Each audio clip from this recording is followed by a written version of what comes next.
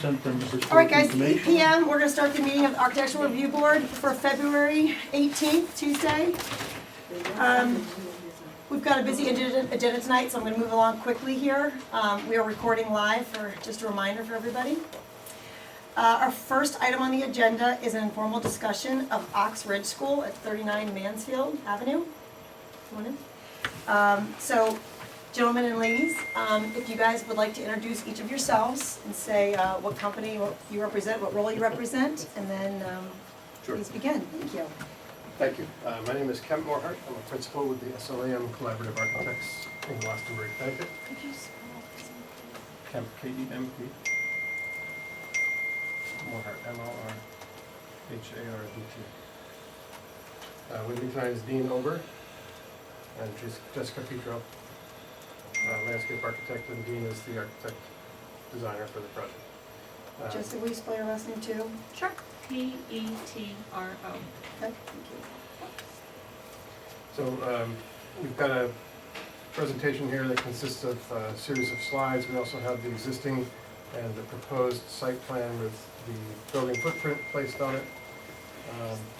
And it's my understanding it's going to be an informal discussion just to get some feedback, make sure that we're going down the right road. Okay, And we look forward to the discussion. that's a great idea. We're excited to have you guys here. We've heard great things about this. Hey, Liz, and two others, we have Nick and Diane who also sit on the building committee for That's great. You guys, Oxbridge. can you guys give your names too for the notes? That'd be wonderful. Sure. Nick Rongo, R-O-N-G-O-E. R-O-N-G-O. Okay, and Nick, you're on the building committee? Correct. Right. And Diane Boston. Diane Boston, okay. Yep, us on the building committee. Got it. Thank you, Sean. We also have a box of materials, so if there's any questions about materiality, we can actually bring out the material, put it on the table for us to look at. Great. You guys, this isn't your first rodeo. You guys know what you're doing. Wonderful. All right, well, let us know what you guys got. All right, so we'll start just to go through what we had thought about for an agenda. We're going to go through the building design, exterior renderings and materials, and then the site design, both materials and design layout. But we wanted to start by just briefing you all on some of the goals that we've been working with the building committee on to give us kind of a set of goals that we, as we go through the design process, we kind of pull it out of our back pocket from time to time and make sure that as we develop the design, we're continuing to achieve those goals. And so we don't have to go through them, but essentially reading the blue text, create a vibrant, inviting building to gather students, families, and the Darien community. A system of dynamic learning environments that engages each learner type. Sustainable measures that meet or exceed our required Connecticut high-performance standards. And develop environments that support active learning. Those were our four core goals for the project. And then What was ELP? early learning program. Okay, thank you. And then we also wanted the building designed to follow the Oxbridge Code of being kind, accepting, responsible, safe, peaceful, and respectful. And with that background, I'm going to turn it over to Dean to talk about where we are with the current plan. I'm going to stand, I'll use this to advance.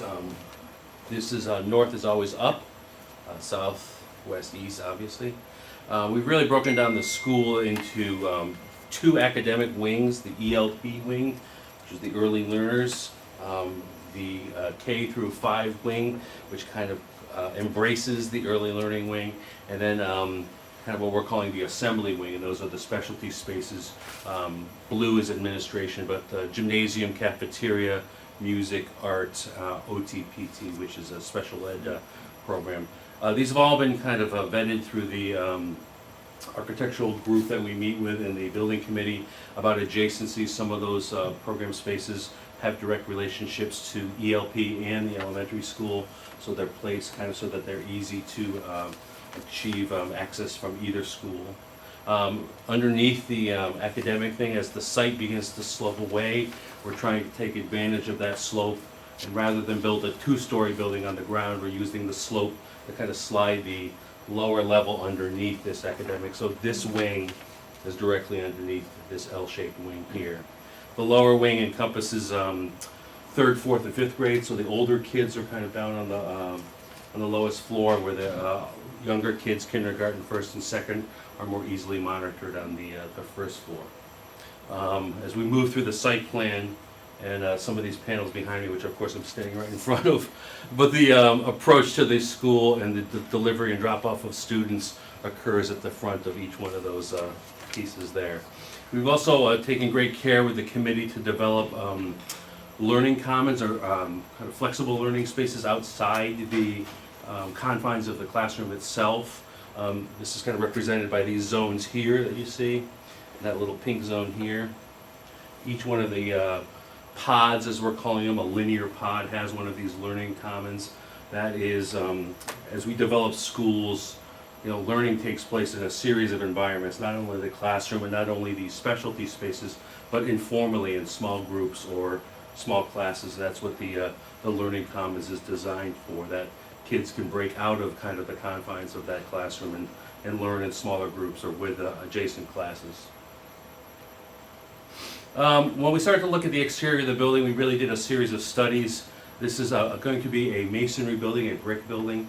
We began to look at some of the character of the surrounding community. And when we talk about a brick building, it's not just sheer brick and a brick wall. Oftentimes there are small embellishments either in bonding or in patterning at the base or the middle of the building. We see banding to help make a taller building feel small. Even at the public library at the rear of the building, there's a banding piece that begins to make a tall building feel rooted to the ground. And even here in more recent developments, this is a brick tower, but if you look subtly, there's banding and soldier coursing here that links the head of the window to the head of the opening below. So this is just not just a brick tower, but there's some subtle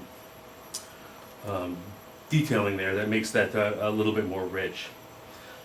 When we talk about the brick character, again, we have a lot of bigger spaces in our building. How do we make a taller wall feel a bit smaller, feel more human, feel more attuned to children?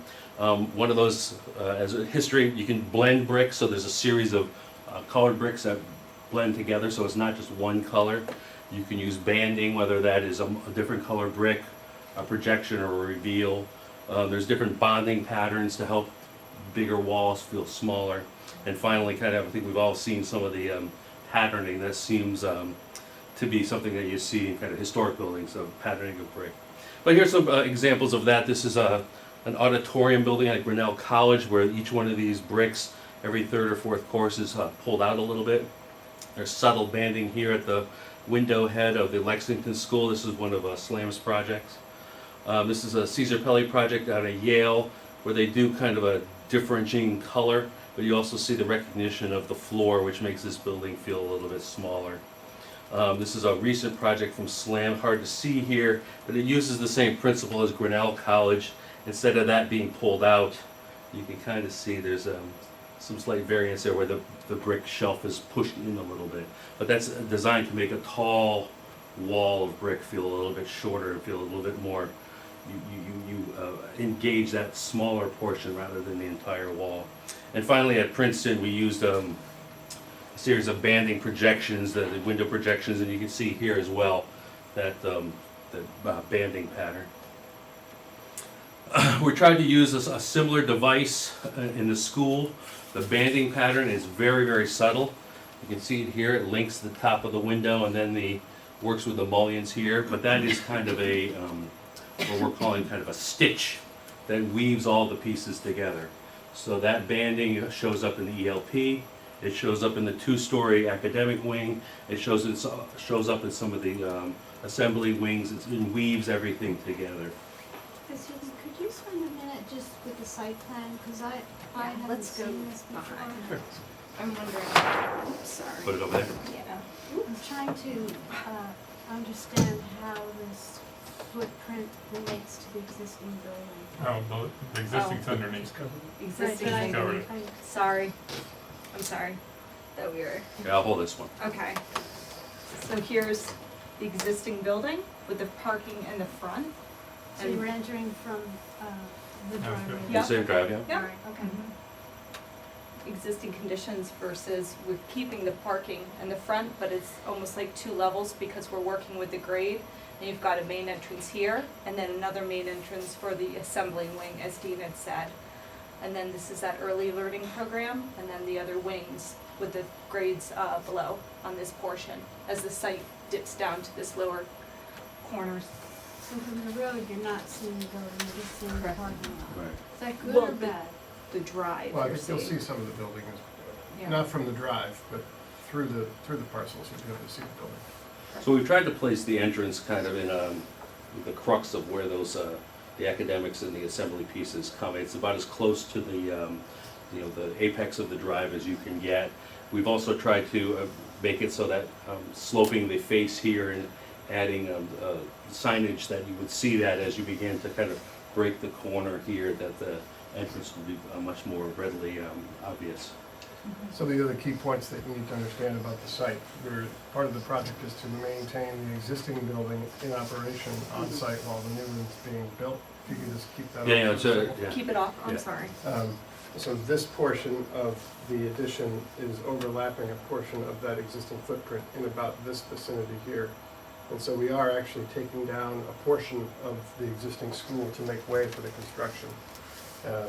So that's part of what drove the new building to go in this portion of the site, try and maximize the existing open space without disrupting the existing operations during construction as much as possible. And if I can add too, we decided to do that in order to keep the building construction to one phase. One phase, correct. In order to make the whole construction completed sooner, not extend the construction in a longer period of time.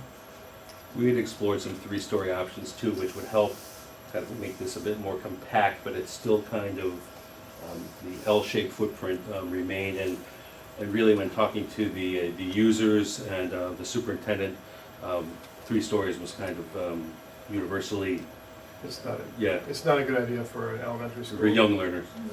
to go beyond 2 stories, in our experience. That's much more the realm of super tight sites, like an urban environment. Where's the playground?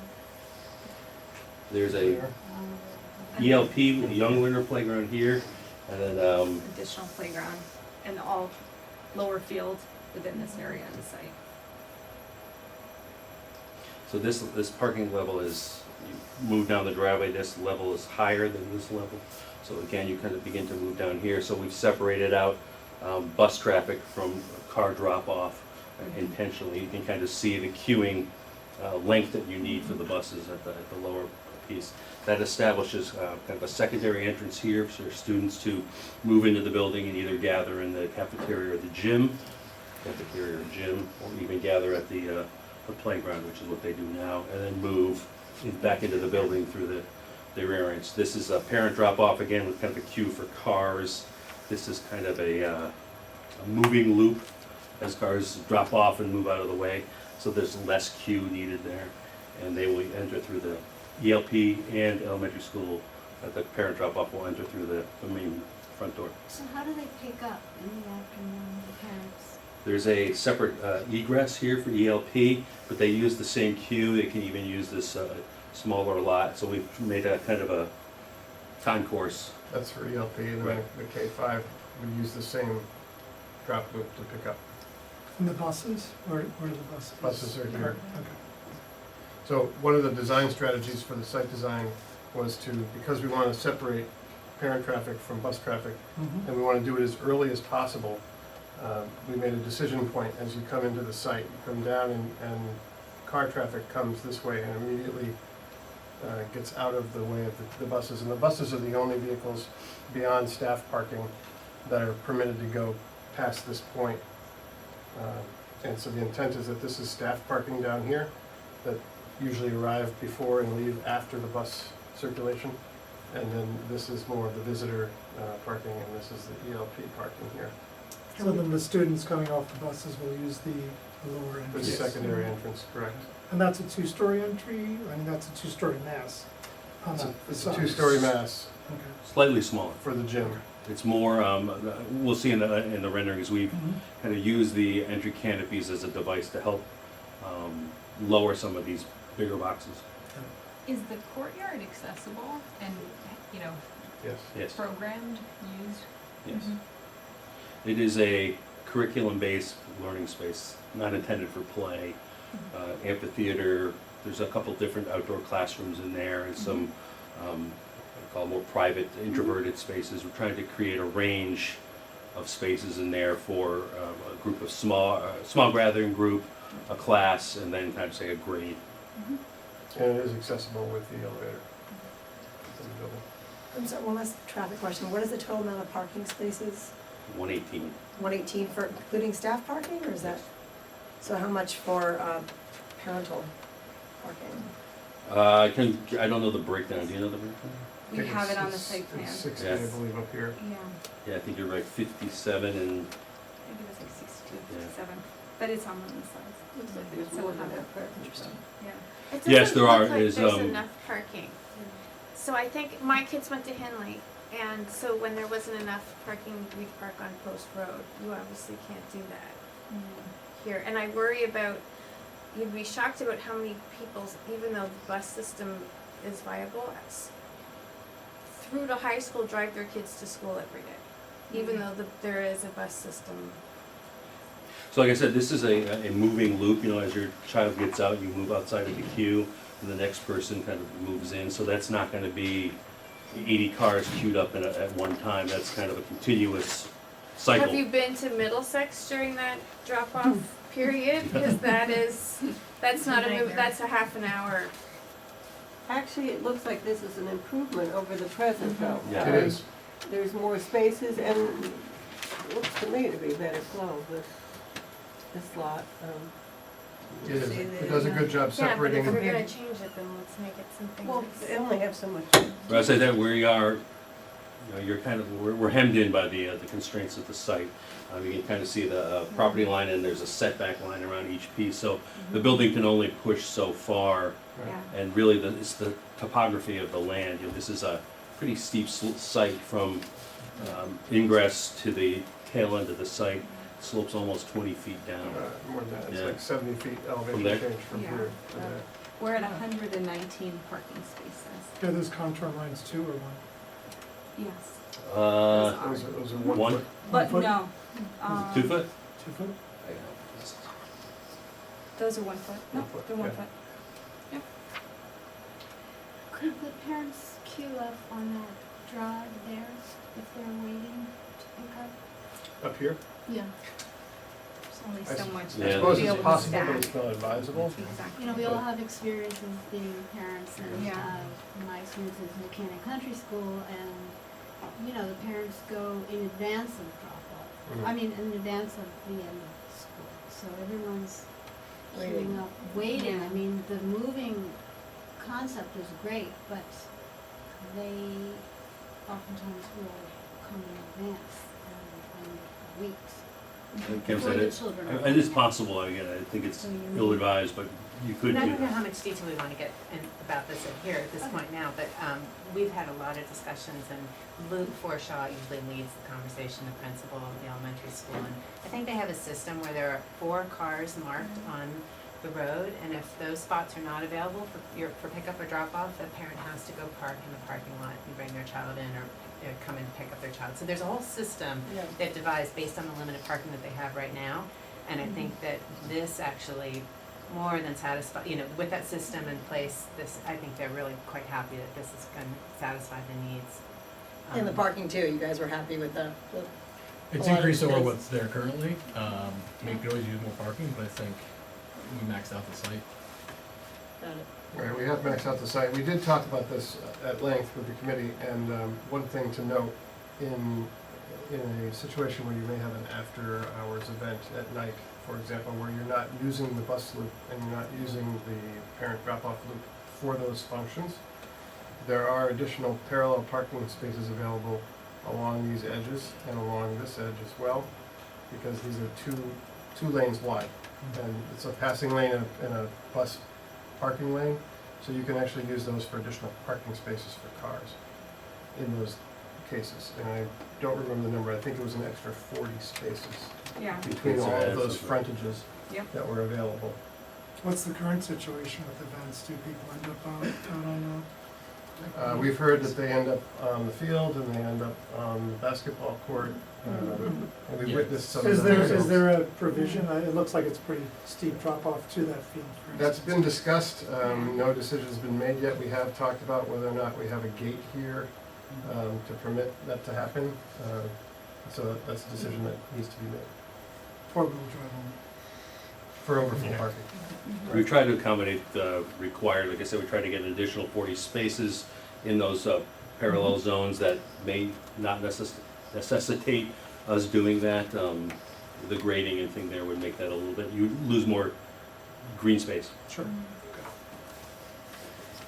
You good with it? All right, yeah. Because we have more detailed slides with the site a little bit further in. Probably should have started with the site. Thank you for that. So I was showing a few building approach. This is really from where you're about to make that decision point. As you pull into the parking lot, the approach to the school. Again, I stress that the banding is very, very subtle. It's the same color brick that's projecting out, so even as from these distance shots, it's hard to see, and I think that's a device as you move closer and closer to the building, the facade gets richer and richer as you approach. Quick question, what is the accent color, that gray that we're seeing, is that a cultured stone or is it aluminum?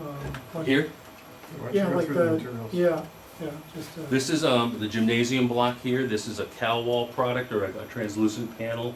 For those of you who don't know, it's a not a window that you look through. It's like a frosted glass window, but it is a fiberglass or a polycarbonate panel that kind of lets diffuse light into the gym. It'll glow nicely at night.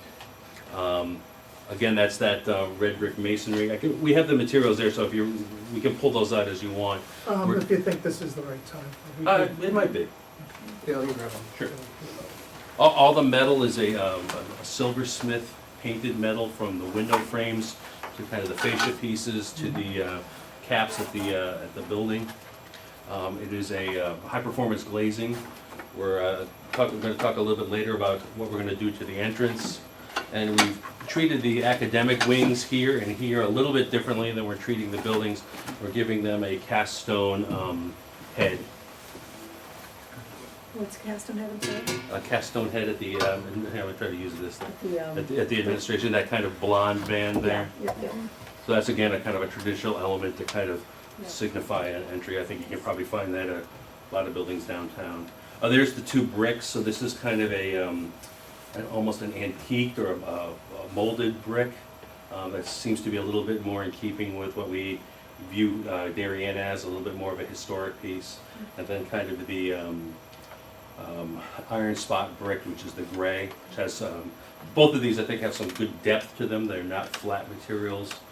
They do have richness to them. You're kind of drawn to that black brick to look into it and see that there's a series of grays, even silvers, in that piece. And I'm sorry, where does the dark brick? Where does that go? You see it as we'll move around the back, and you can begin to see it at the bottom of the gym here. Okay. But So mostly, similar grout color, dark grout. yeah. Same grout throughout or a different grout? I think it would probably be the same throughout. Okay. Again, the approach to the building now, this is almost if I've been dropped off from my car. So we're approaching the cover for the entry. What are those columns? I see the columns supporting the canopy.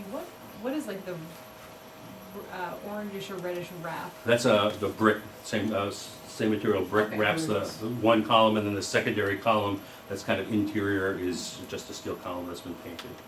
So you really kind of have a face of that piece there. Those actually also we did those intentionally as a security device. You can't try to drive a car right at the building. You hit the column first.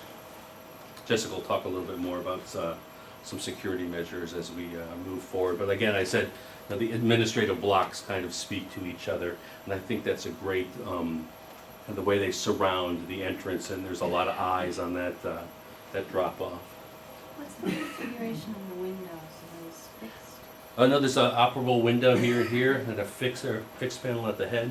casing What is it, an awning window? or awning? We did that on purpose. You kind of open it up this way. If somebody inadvertently leaves one open, it's less prone to letting weather in the building. So it's a pair, they're paired awnings? Yes. Two windows here. Each window Fixed kind of moves panel out. above? Yeah. Here's a little bit closer. Oh, okay. And then you can see a little bit better the banding material. So we have tried to pay attention a little bit to the top, the middle, and the base of the building.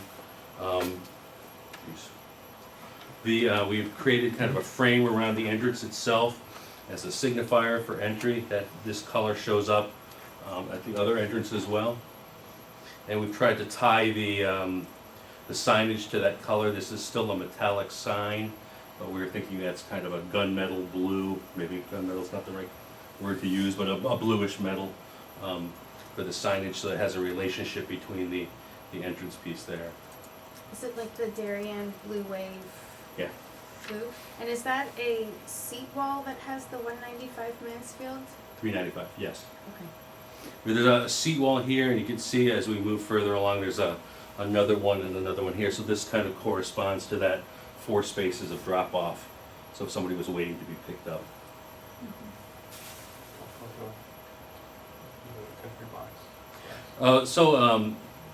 Kemp's right. We purposely made the entrance kind of a glass box that is a signifier for entry at night. That'll act as a lantern.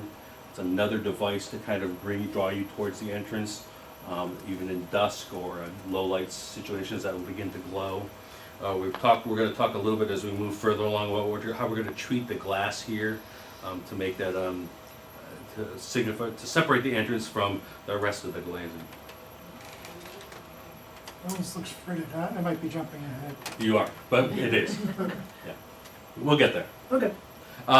So when we moved through the building, we tried to study some of the academic spaces. Like I said, that has that banding that all the academics are weaved together with that one thread.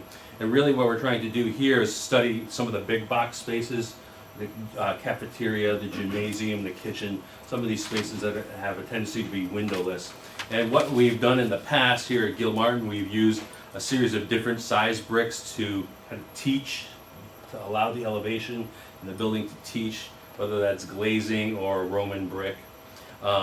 It helps anchor the building to the ground, and in this case we've talked about using an umbra pattern. It is kind of the 2 materials that we're talking about, the red and the iron spot there, blending those together. That has a real kind of base that almost makes the building feel like it's kind of grown out of the ground. And when we studied the gym, we were talking about that translucent panel before. This is what I was mentioning. This really has a nice kind of cast at night, really kind of glows, and during the daytime allows that block to filter light into the gym, so there's no kind of glare spots when the kids are playing. It's a nice filtered light. So you can see we've employed the umbra pattern here, and there's a couple elevations as we move further along that will that'll help show that a little bit better. But similarly to the main entrance, we're trying to use a device to help lower the size of the gymnasium. That is, again, works with the bus drop-off, so as the buses queue and let kids out in inclement weather, they have the ability to move to cover and then move down to the secondary entrance. So you were asking before if that was a 2-story space. It's really kind of not quite 1.5, but it does signify, we begin to show entry, and let me move forward. There you go. So that same kind of blue marker for entry shows up here as well. This is a column that helps support the entry piece. It's interesting how it's like this extrusion that kind of then wraps. Right. I guess my question is that, it's then has like a fascia piece and then a piece further back. To me, it seems like that piece can almost seem like a single material that's more kind of like truly extruded, yeah, rather than being built up. We originally, ironically, had that as kind of a thicker piece, and it almost felt too I thick. don't think any thicker. I think just I would almost. So yeah. when this got pushed in, this Okay. band began to feel Oh, larger. just to break it down a Yeah, little bit. but that setback, that control could Mhm. begin to move closer so that it's not so overt, that jump. And the lighting, and again, probably jumping ahead, but the lighting, is that like a linear lighting working in it, or is there just downlights in the? That's exactly what I thought. It was Okay. more of a downlight More- with yeah, just so you get underneath the spots, canopy yeah. itself. Right? Okay.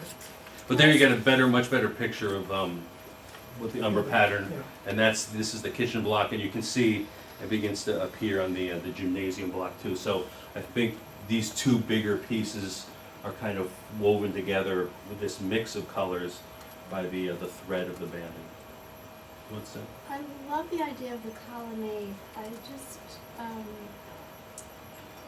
it isn't as lovely as a colonnade could be. There's something about the transition of the brick wrap with the column above. I'm struggling with that. We had toyed with it at one point.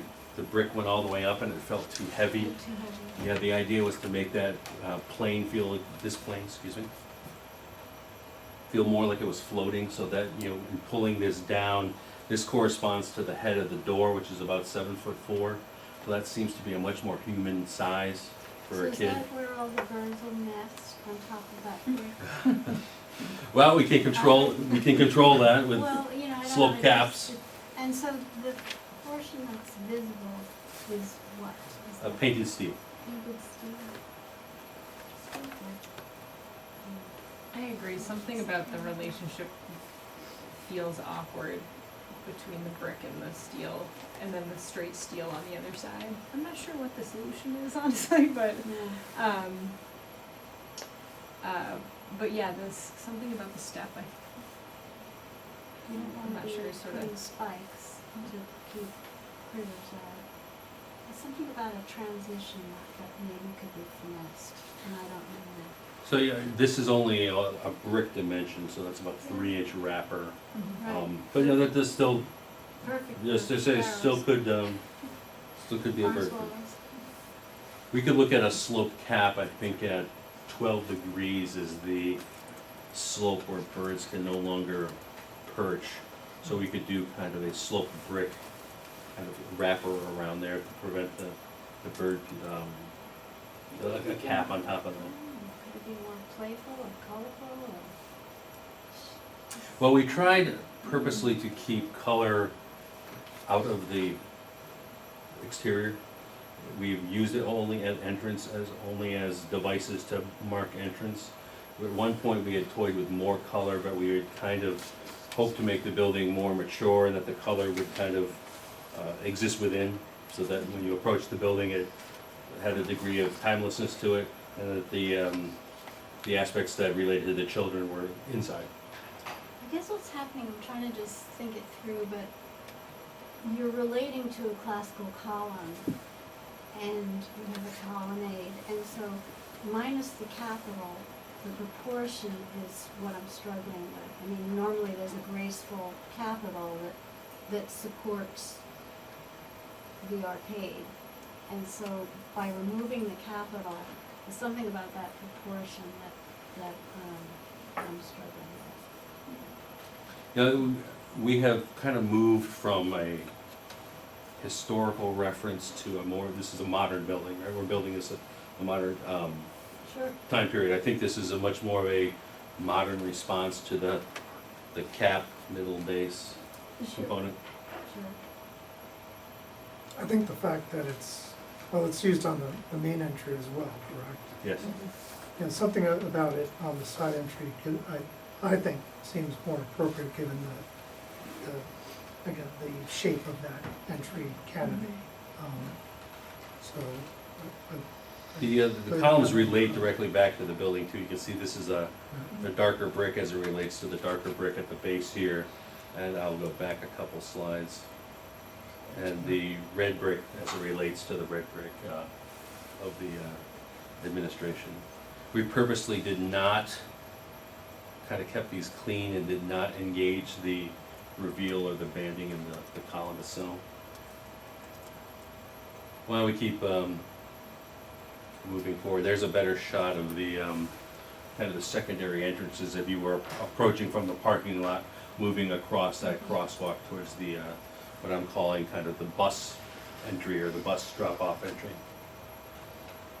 Again, the signifier for entrance, I do kind of like that blue element, a very subtle use of the color as it relates to the town to help identify entrance.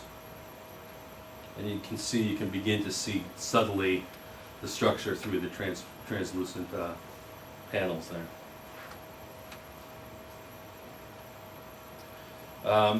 this is kind of a fluid, as we're even developing this further, we're developing the patio space that exists outside of the cafeteria.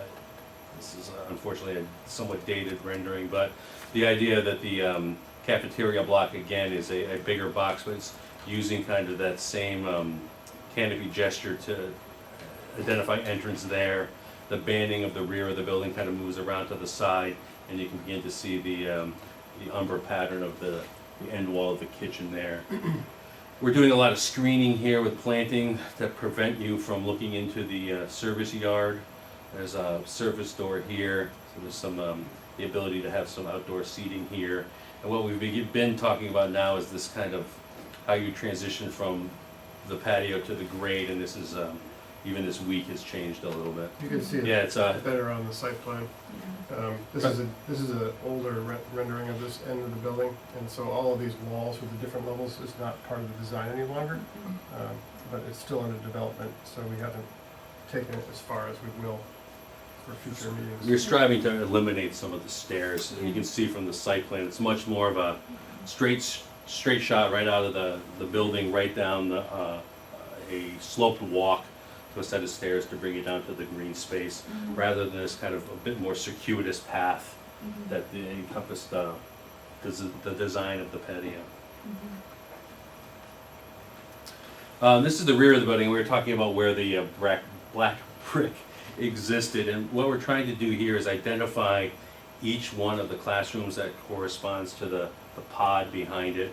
So it's easy as a student to walk back here and say, oh mom, this is my classroom here, my brother's down here, but you're really beginning to draw a reference to what exists within the building itself. We're using the black brick as an accent to break that up. That helps break this a series of windows punched into a red box. We're using the black brick to help as an accent to that soldier course that we saw at the front to kind of link all the windows together. And here you can see a little bit better the banding. Like I said, that's just a projection that pulls out. Kemp brought out the metal panel. That's going to be a similar silver color. Unfortunately, that's kind of a gray, but that is the panel that exists underneath each window there. Do you have the metal Metal samples piece. in the back? Yeah, that's the metal panel, and there's a color sample in. That also was being used on the stair tower? Yeah, this is the same metal panel. Yeah. Okay. And it, looking at this, it's done horizontally? Yes.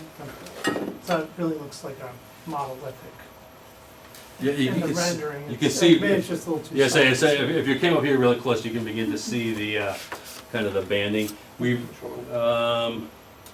this one. There's that silver color. So this metal panel and all the metals that we were talking about would be that silver. I'm recognizing this is a view that will never really be fully Right. seen because this is from the woods. This is right here, Yeah. this so- corner. This is a Oh, okay. students egress out of this here in a fire emergency. I don't think anybody would ever be allowed back here. We are providing access by means of a vehicle to get back here for service, for monitoring. But again, we've paid a lot of attention to this facade, and we recognize that it is the rear of the building. But it is, I said, we're trying to treat each facade to give it some degree of richness. I think from the neighbors who are a distance away, rather than looking at a big monolithic wall, to look at something like this. Like I said, we're really, the striations are to help kind of root that building to the ground. The metal panel was designed or was purposely chosen. We had at one point talked about using, clapboard or a clapboard-like material. And one of the metal panels that more closely resembles the clapboard is this one. They do have a bit more reveals and things like that, but those seem to be drifting to the much more mechanical and much more industrial, and this really wants to be, like I said, a bit more mature. We're moving around the corner, so we're going to be looking at that corner of the building there. This is the, Jessica's pointing it to, this is kind of the last academic pod, and this piece right here is the transition between elementary school and early learning program. We are egressing out of this door from the ELP and from a portion of the the elementary school. So we need to create this retaining wall. We're doing our best to kind of minimize that retaining wall with plantings and slope, but that is going to be one of our taller walls. Jessica will mention that a little bit as we move forward. This is a view kind of from that playground. This playground, in this rendering too, has drifted up a little bit closer to that the discharge point of the ELP. This piece is a little bit more closely associated with that entry, and as we study this, we've moved that a little bit more in between those 2 points. But you can see what we've done on the ELP wing is we've taken a long kind of facade. We have bent it here in the middle to make it feel like 2 facades, so it's not kind of like a mall or a shopping center where it's one continuous wall. We have used kind of the planning on the inside to help break down that scale. The banding does the same, and then we've incorporated these kind of bay windows that kind of jump up over the facade, and that helps create a rhythm in the facade that kind of relates to the neighbors, the residential neighbors right across the adjacent to this property. So that device of creating smaller pieces to break down a bigger piece is something that we've tried to employ on the ELP. Very keen eye on the fritted glass.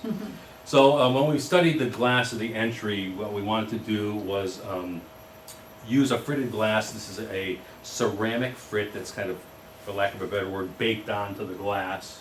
You can still see through that fritted, that ceramic piece.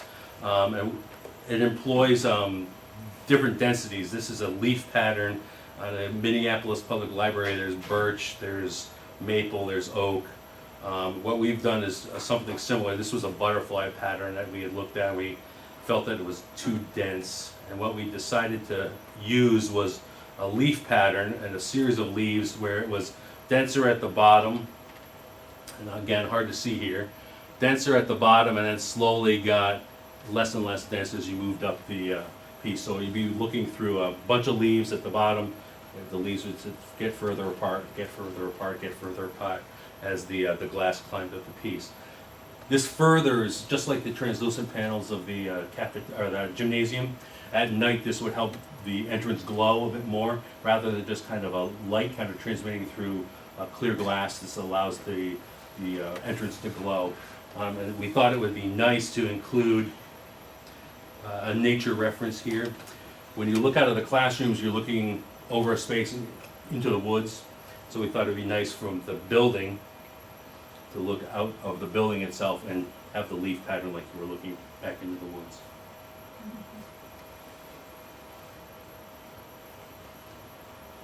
Anything else? Want to bring up more materials, or let Jessica talk? I have a question about brick. So there's the facades where the black brick was integrated in a vertical way, which I thought was very attractive and almost makes it read like larger window openings. The areas where it's integrated in ombre sort of fashion, I like the images and I like them right now, and I think that ombre is kind of a trend in clothing, graphics, everything right now, and I wonder how it will date, and if somebody will look back and say this is a 2020 building because it has that crazy ombre pattern. Like, I don't know. I like how the image looks, but I'm not sure if that's because it's an attractive and trendy thing right now.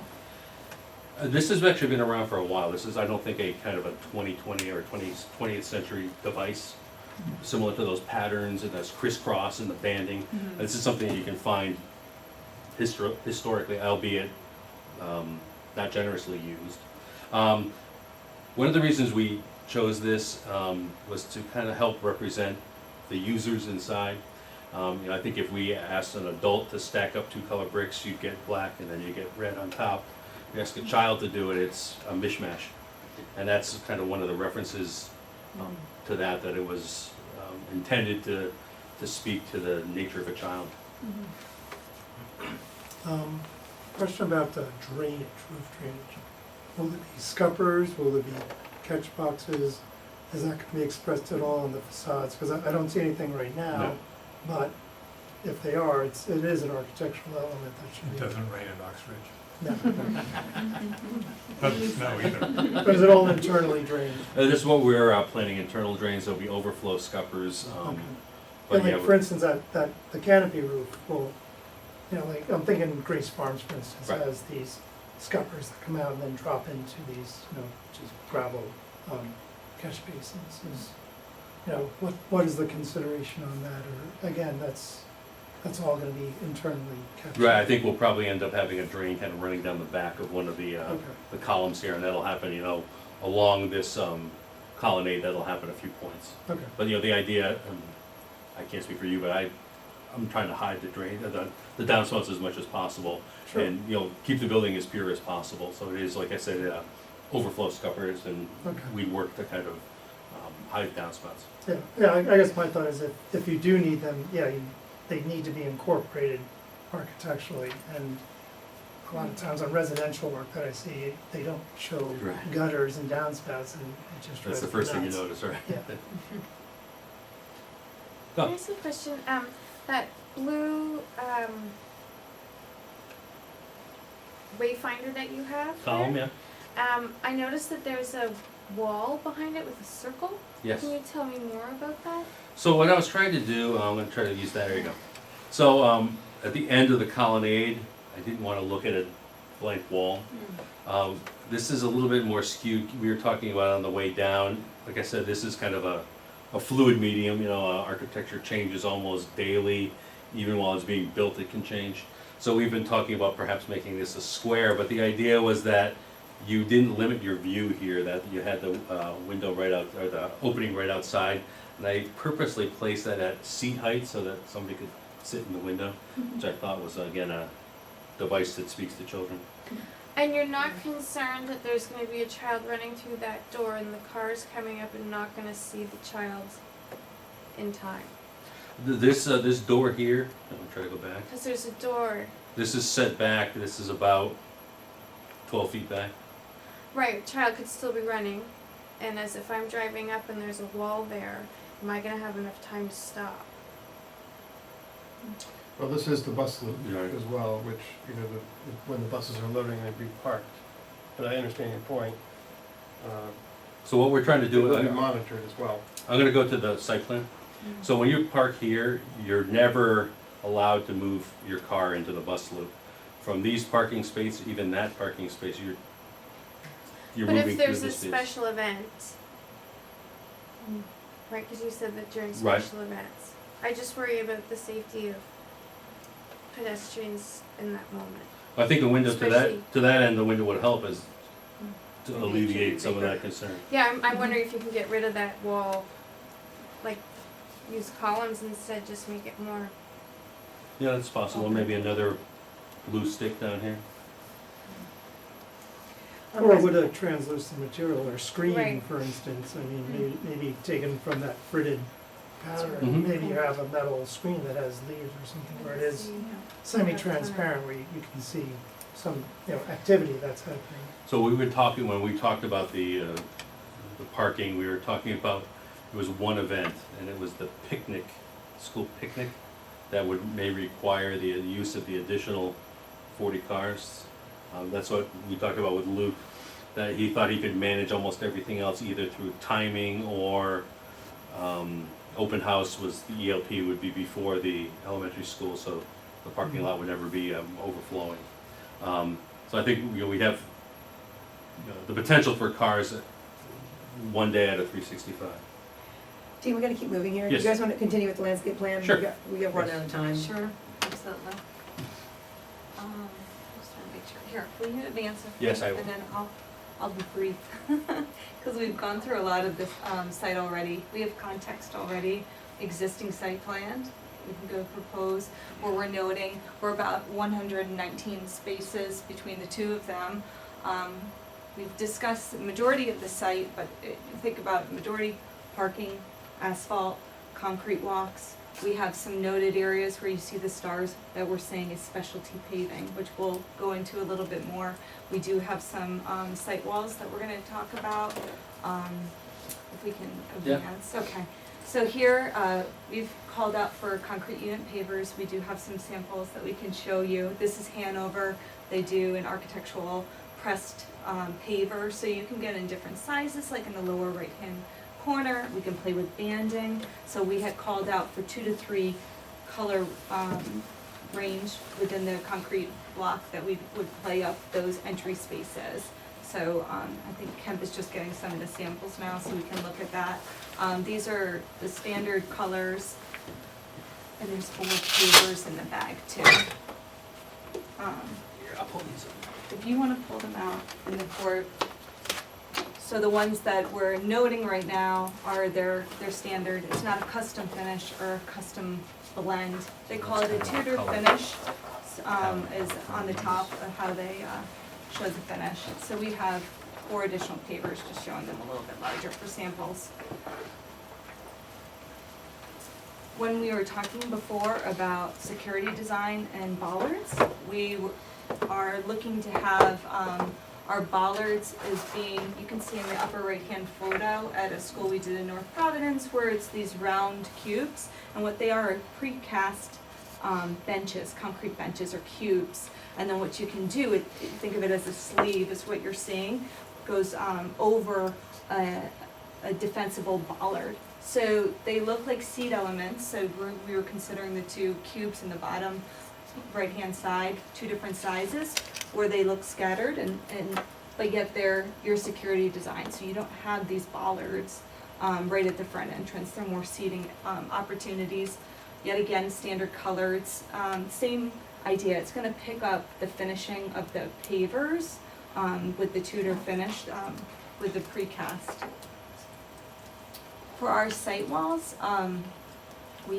we are looking at a modular concrete block system that can stack and retain.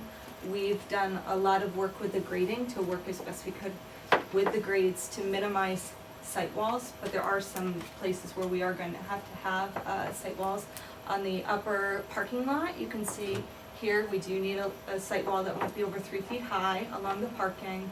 We have a small site wall within this lower canopy area that we're still looking into the grading of that area. We do have lower site walls on the back end because, as we were saying, the grade starts dropping down, and we're trying to connect our spaces for the kids down to this lower area, as well as give opportunities still for an outdoor classroom and learning opportunities. This is our one site wall that's going to be over the 10 feet high, just due to the grades in that corner of the site. And what kind of stone? So it's on the right-hand side, you'll see some examples of the stones. So they're concrete block that they can lay on top of each other. Looking at different systems that you can have it tumbled, so it looks like a weathered block, like that first photo 1. 2 shows how you can take a block, and these are all just retaining systems that they come in groups, but you can turn it vertically, so the stone starts to break up the massing of the wall. The picture in 3, as well as on the bottom blend, those are all Hanover products, which is the same Hanover stone that we're considering for the concrete pavers. Are you gonna plant the wall? Like with ivy or? We weren't planting on the wall, but planting around the wall. And I have some images already of some planting suggestion, all native plants. So once they're established, there's no irrigation. You can continue on. Oh, this is perimeter fencing, but mainly this shows the guide rail, which is that wooden guide rail that you see in the bottom here. So we will be putting it in this area for separation of the lower play fields and just circulation here, as well as acting as a security or safety for people to use the crosswalk in the center here instead of just crossing through the parking into this lower entrance. So what we have is just that suggestion of a wood rail.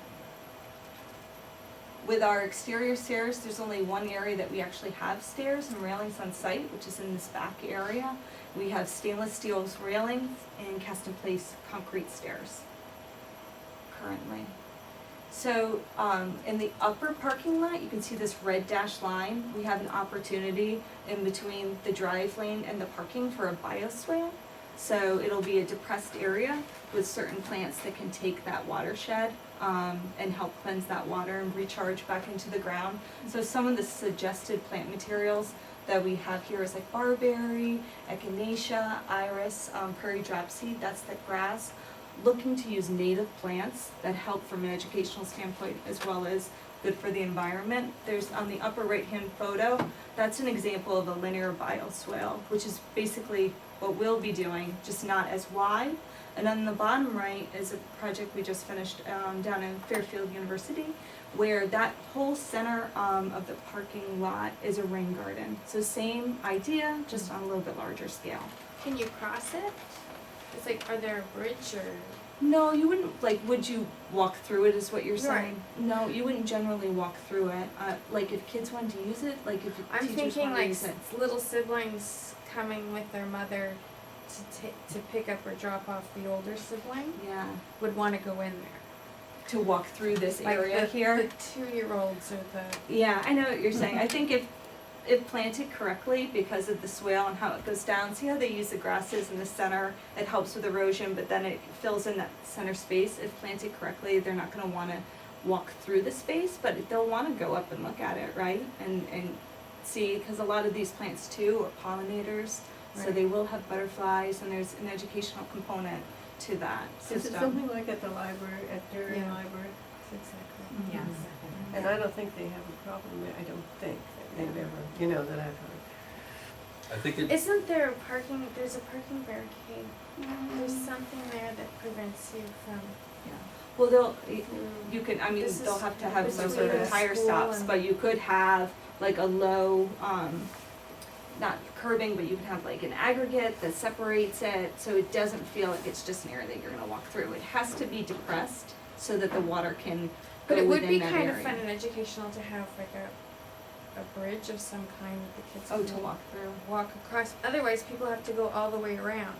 I think We that's can't- So that's the intentional. intent, that's the intent for the That's design, we for don't this. want people to cross there. people because move That's the Yeah. driveway. this direction to that. I don't think you want anybody playing in the driveway or in a parking lot. There are other opportunities on site, Right. especially Yeah. Very in, low maintenance. especially in the courtyard.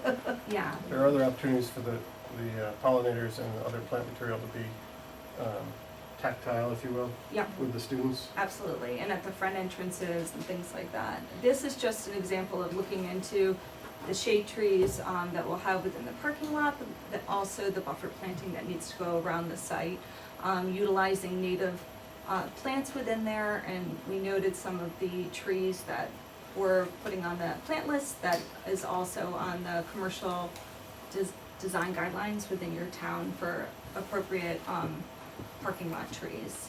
So just a mixture of native trees, so you have this fall foliage interest and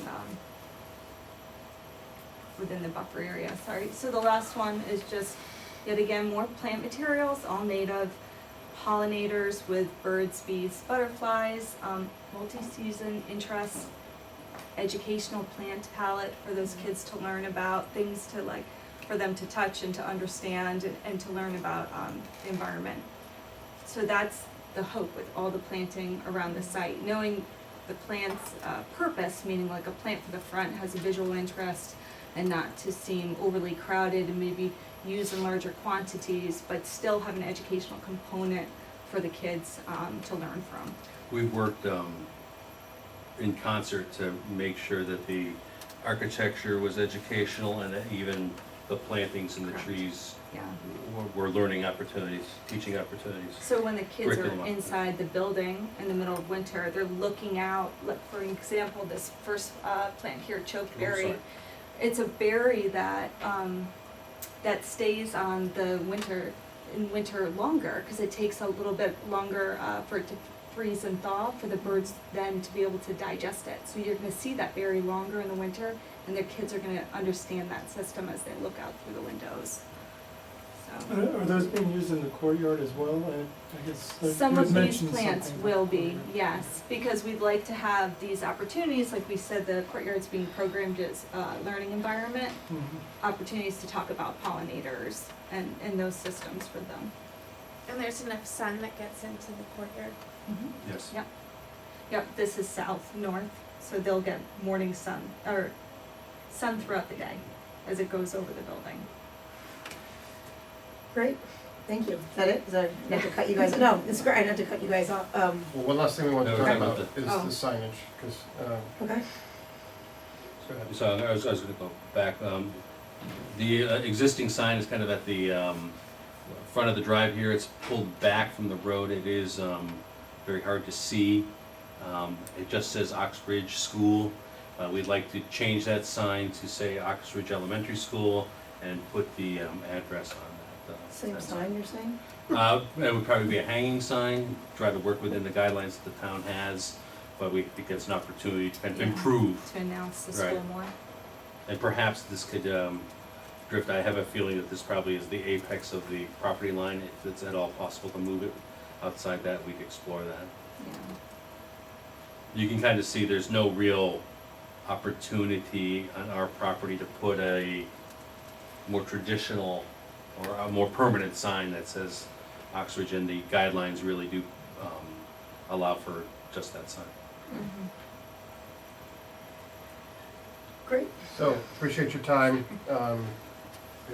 We're here to get a little bit of feedback, make sure we're going in the right direction. I took some notes on some of the things that we've talked about, so we'll go back and think about those and develop things accordingly. But overall, general feel, general feedback. Yeah, I think we commented throughout the presentation, which I'm sorry, usually we let you guys go through it. I think it worked better this way, commenting as we went along. So, what else? What's your time frame? When does construction begin? We're looking to complete our design development package by March 22nd, and then we're going to go directly into construction documents. We're expecting to have our construction documents out to bid by early July, mid-July, excuse me, and under construction in September. And that's for the new build. There will be an early, what we call an enabling package, which will demolish part of the existing building to make way for the construction site, and that will happen in June. Cam's right, we mentioned, oh, it's not up there, I'll try to go back. That's I'll go back to this one. It's really these two blocks right here that are getting removed. We're moving around some of the spaces within the existing school to allow us to begin demolition here and begin to demolish some of those pieces on the site there. And that allows us to do construction while this building remains. Are they bringing in temporary classrooms or anything? How are they accommodating the students? There are two. The two ELP classrooms that are in this building are going to go to a different building, so that's going to relieve some of the pressure. And then we will be putting two One there. portables there, which will become a library, and then we're going to convert the part of the existing library to classrooms, to two classrooms, to accommodate the loss of that other space. Any other comments about the design? Just a quick question, how have the neighbors been presented with them? We have talked to, well, this neighbor sits on our board. Yeah, on our committees. And he's been actually rather active in our meetings, which is good, and he is a very low-key person, but seems to be very pleased with the direction we're going. We have purposely tried to keep the building on this edge, I'm gonna go forward, on this edge low. This is a one-story, so we're trying to make those kinder. Remember those Oxford Code, be kind, respectful, we're trying to do that to the neighbors. So all the neighbors have had a presentation? Not all of them yet, no. We have a presentation scheduled for the end of March we've decided, rather than present to the Oxbridge School separately from the neighbors, we're going to try to have a full community presentation. I think it's 4th of March? 5th maybe? 5th of March, yeah. 5th of March, at the elementary school. Well, this was a really thoughtful presentation, guys. The design is very smart and whimsical at the same time. I think everyone's really impressed by it. You guys have done a great job too, guiding these guys, so I know Sean's been part of that.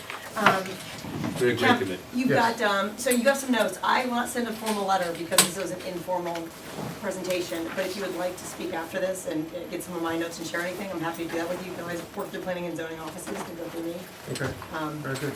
Other questions, okay? Thank you for your time. All right, thank you guys very much. Guys, we're gonna give these guys a minute to clear out. Next up, we'll have, we are gonna skip on our agenda today, ARB number 1, Paris Squab Lane. Once again, they're pushing that back, postponed till March. So our next agenda item will be ARB number 1, 2020, which is a continued presentation for 1077 Boston Post Road. It's Darien Place, the old playhouse building.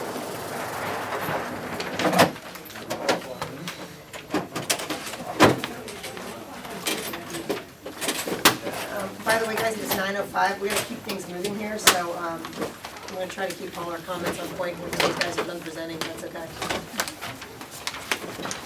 Hi, welcome back. Yep. Can we help you guys? You got it? Yeah, we're okay. Good presentation requires a good setup, which takes time. So I could talk about architecture all day. I'm so could we, this is the problem. Yeah, that's right. You don't want to get a roof up in the building. I'll pass some stuff here. Oh, if you don't mind, that helps. Can we pass this Thank you. around to them to take from that end?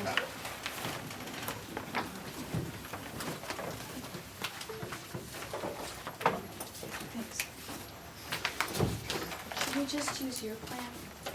With Sure. the center of the table so that we're all not trying to hide behind all these. Is that okay with you? Great idea.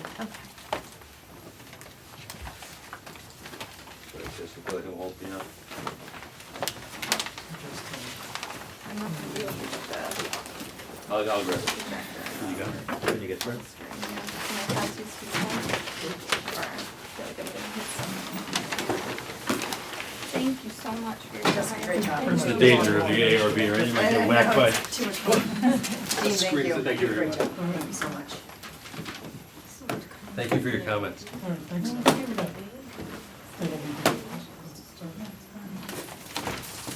Welcome to James and Jim, welcome back.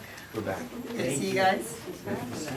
We're recording live tonight, so I know we do this every time, recording or not, but always please introduce yourselves. I will. Give your firm and maybe do a little brief review about where we are. I'd be happy to do Recording. that. Great, thank you so much. All set. Yep. Jim Scatino, architect. We were here, I think, on January 21st, and with a couple of points that were on the comments from your board. This evening, I have my son James, who's going to answer some of those comments, and our landscape architect, Earl Building, who will discuss the site plan, which we already touched last week, so. Oh, how do you spell your last name, sir? G-O-V-E-N. G-O-V-E-n? Yeah. Okay. So with that in mind, yeah, we can use the use that'd be great. I'll let James touch those couple of points that we talked about. Thank you.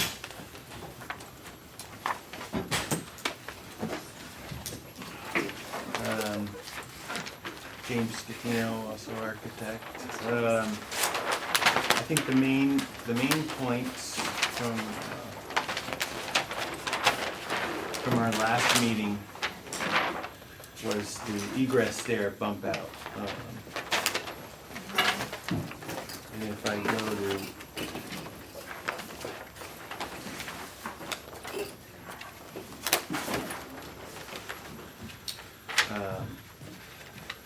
we redesigned it, we added windows and changed the, instead of the panel look, we added the windows and the column design similar to the storefronts and what we're doing on the other side of the building. Previously,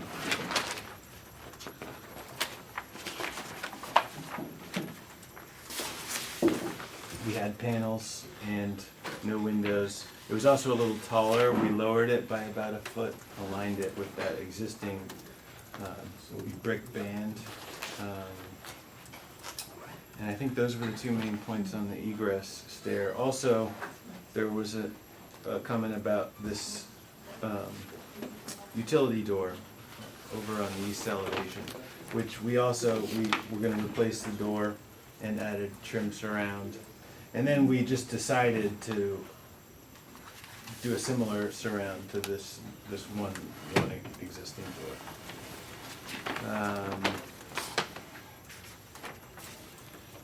And I think those were the main points from the letter. We had talked about a different color up here, but I think we all kind of agreed the white was better. If I go to the rendered view, I think the windows kind of tie it all together. It relates to CST. It's kind of uniform now. Looks better. Yeah, looks much better. Nice. Very nice. All right. We have, maybe Earl wants to share some of his ideas. Sure, why not, we're here.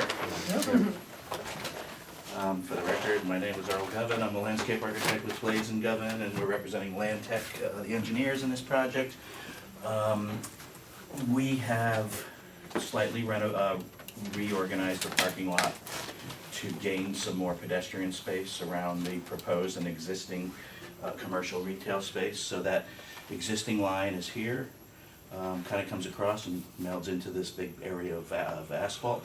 So by reorganizing this, we were able to gain 4.5, 5 feet of pedestrian space around this area, and as well as here by reorienting the curve and the angle of the traffic, we were able to create a small pedestrian plaza or sitting area outside the new commercial space or retail space. So this has allowed us to add street trees. There's two trees here now. They aren't doing very well. I think they're oaks. They're really not situated. It's not a good spot for them. So we've chose something. We've used a vestigiate hornbeam, which is a much narrower head and can grow in a smaller area. We're providing. We haven't actually decided whether it's tree grates or some other means of protecting the root system. But there's also areas, because of the larger area, it's now up to 15 feet. We have enough room for planters along the building, some benches as well, situated throughout, as well as some new light poles. And those light poles are traditional pole type fixtures. We do have a photometric for that if that's something you're interested in. It's a globe fixture similar to the ones that are on the street in front of the building. So we're really not touching anything from a landscape and from the middle of the building out, or even on the north side. Concentrated on this area here around the new and existing commercial retail use, the small sitting area. We've included a pergola, some climbing hydrangea, and another vestigiate hornbeam. The pergola is located here. It's an area where there used to be a transformer and a refuse area. We've relocated the refuse area to the area located here. This allows us to have easy access to the refuse area, as well as easy access from those who are using it and getting refuse to that, while still moving it away from the pedestrian commercial sitting area. It's currently located here. So by moving that, we've opened up some space for some sitting areas and kind of moved it off a little bit and isolated it into the parking lot. And it's surrounded by arborvitae. We're using red sunset maples in the parking lot. This lot is somewhat redesigned. There's a tree there now that's not in very good shape. Looks like it might have been struck by lightning once. We're replacing that. We're reorienting that island slightly to gain some space. By reorienting this parking lot, we've gained 5 spaces. Predominantly in this area here we've captured.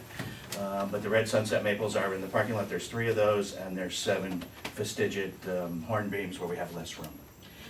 We have some hydrangea and a couple of mostly ground cover grasses, liripe, just to cover up so that we're not cutting grass, and we're trying to keep weeds out.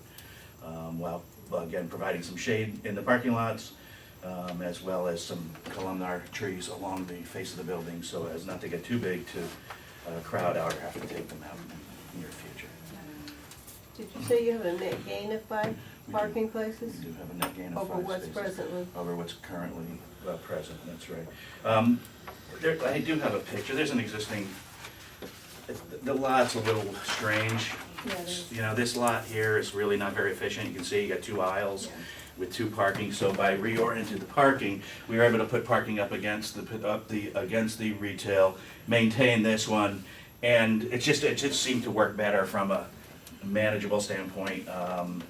Having 2 dead ends, it just seemed to make more sense to do it this way. It's tough because we have to maintain access by the bank, so we're trying to work with what we have. We originally had an island located here to provide a little bit more green space, but I don't think we met the code for the driveway aisle on the bank side, so we had to eliminate that island there. But the goal here really was to gain space around, pedestrian space around the retail and commercial space. So you have room by adding parking here, you have still room for these, Yeah, what we've done. these double? Yeah, what we've done is, I'm surprised. because there is more room here Yeah. than we need, by putting parking in here and here, we were able you're to eliminating centralize that. the drive aisle. Yeah, okay, good. Sorry, but I don't know, what is the horn beam? It is the Write that down. vestigial hornbeam Uh-huh. is, you probably see them quite a bit, but they are a narrow, upright, conical shaped shade tree that will only get, there's different varieties, but the variety that we have chosen will only get to be 7 or 8 or 10 feet wide in 20, 25 years. They'll eventually get a little bit bigger than that, but they can be trimmed down, they can get kept to a more manageable width, and we'll use them a lot around where we have tight spaces around buildings, where we want to get green, but we don't want them to grow into the buildings and end up being more of a problem than we can deal with. As we know that, land is hard to come by these days, and everybody wants landscape up against the building, so we run into this a lot. So they've become a very popular tree, I think, for that reason, that they do very well in tight spaces. Can I? Yeah. To that end, they will be, and you can correct me, they'll be the only fastigiate hornbeams in town. I don't think so. There should be more of them. Along the main, because I'm trying to think of one to give an example to read it, and I can't think of. Untitled Chapter has hornbeams lining their driveway in now. I don't know if they're that kind, but Who they're. does? Untitled Chapter has them lining their. Yeah, I mean, they have a very distinct habit because they're tight and narrow. Yeah. I know, I can pick, I'm from Fairfield and Westport, but I can probably name 4 or 5 different places that use them. I'd have to look around to see if there was some place, but they're common, they're European, they're not necessarily native, but they do very well here. There is an American hornbeam, which is it's a bigger tree, So what I'm getting at is it doesn't exist in town. Oh, So I it's bet a it whole- does. It's a whole very new- common tree. Not down the post road main corridor. Possibly not, I think. I cataloged every tree down the main Did corridor. you? Okay, so, So it doesn't, so what I'm trying to get at is this will be a whole different, I'm not saying good or bad, it's just a whole different effect and look. And it would be interesting to see, I don't know if the other side of the street with David Genevieve's project has their planting plan, to see what the side shoots, no pun intended, are gonna be looking like for the occupier of the space as they travel through the site. I would say that you have probably more Aristocat pears and that type of Down trees. by Greaves Yeah. and 1020, that's the pear section, Yeah, I would call okay. it. You're kind of over by the Zelkovas and cherries. Gotcha. Yeah. So these are kind of the replacement for those pears over the years. They're short-lived. I Yeah, don't the think pears they're are a like, great tree either. they're like McDonald's, right? It's something that's, they planted it, they became popular, and everybody planted them, and now they realize that they're really not a great tree. Even the tight ones, the aristocrats, which are the same kind of habit, columnar, Right. are better because the bread pears, which is the original one, they split in the crotch, and they're very weak. So the Architectural Review Board is kind of in charge of keeping the natural character of Darien. So what I'm just saying is this is a different look of what is existing in town. But it's also in the rear. Yeah. But if I mean, it's the not other on the- side of the street, the bowels of that are about to be developed into something like courtyard and whatnot. It's interesting to see where we're now not on Post Road. The scope of Darien is beyond Post Road. It's into these back areas now. Well, as a landscape architect, what do you think about that? I'm just What's your- letting you guys. Do you have an opinion about it though, from your I experience of find what it you've seen and interesting done? for you as a brand, for your area, for your residential, because the occupier of the space knows that it's now in your area. It's a different, the language has changed. Okay. Are you using the model sidewalk back there? I believe they were, we hadn't discussed it, but I believe we're gonna match the brick in the front. And are the plantings, I'm not sure if the parking lot plantings behind the sport shop, do they match the plantings? Are you gonna blend in with the existing parking lot plantings, or are these like, There's not a lot to blend in with. There's some juniper and some older trees and grass. There's not a lot okay, going on in the vicinity of these improvements. It's pretty much a sea asphalt back there, except for a couple of the islands, and there's a lot of grass. Here's the backs of some of those buildings. There. So the fastigiate hornbeam is something that's been used in Europe. it's Bleach beautiful. delays, Yeah, beautiful, tight, but it's a planted different tight, look. it is. Yeah. It's a kind of a formal look. Yep. But it's, bleach delays back in the day, it's either lindens or hornbeams that they used. They do very well in a very regimented pattern type of setting. It's an interesting point. I'm glad you made that. I wish we could have the main street, the post road, back to the big old elms or just lining. You know, you see the old photos over town and we've kind of lost that moment. Yeah. You need big areas Yeah. for the root ball. Well, So these are deciduous trees? They are, yeah. So then, I guess from a seasonal standpoint, how are you kind of addressing that? The ground covers we've chose is a hardy, laripe is a hardy grass. So you'll have some green, you have the hydrangea for the structure of the branching. There's really not a lot of other areas to plant too much shrubbery and such, so, we try to keep it simple, we try to keep the palette simple, so we're not getting too complicated and trying not to have any grass to cut. So the idea was to kind of cover everything in landscape and keep it simple. Or did you guys see they mentioned the lamp post? Yes. And then also make sure everyone saw this, make sure any comments on that, we glossed over it. So this shows a wall-mounted application. Yes. So, but there are also going to be some posts as well? There are, and they will be similar Okay. in design.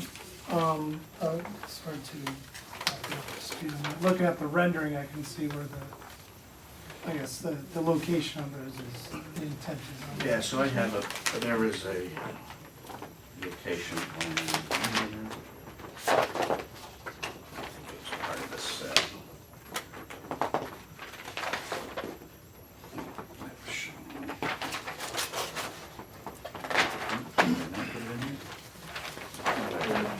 I think. I might not have, but there are light pole fixtures. There's one in here, one in there, one here, one here. They're basically just addressing the perimeter as the building has sconces on it. So we're trying to handle the area of the parking area, so to speak, and maybe the outer extents of the pedestrian walkway. How does that compare to what's there today? Is there parking lot lighting today? There is, but I think there's a couple of coach-type lights in the pedestrian area, but the other ones are like the old Kim shoeboxes, I believe, which are those old, really old style, big square box on a gooseneck, kind of on a T. They really need to be upgraded. So the idea is to take the same fixture for the pedestrian and run it through the parking lot as well. So it's the same fixture throughout. There's a couple, this is a kind of a current photo of it. Yeah. There's that. That's out there, there's one lantern on the sidewalk there. Or is that two? Or that's a tree and then one lantern. We're replacing all the light fixtures on the building.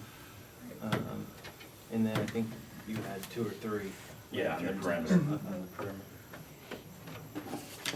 That's a nice So picture. that's an interesting question. We have the whole parking lot.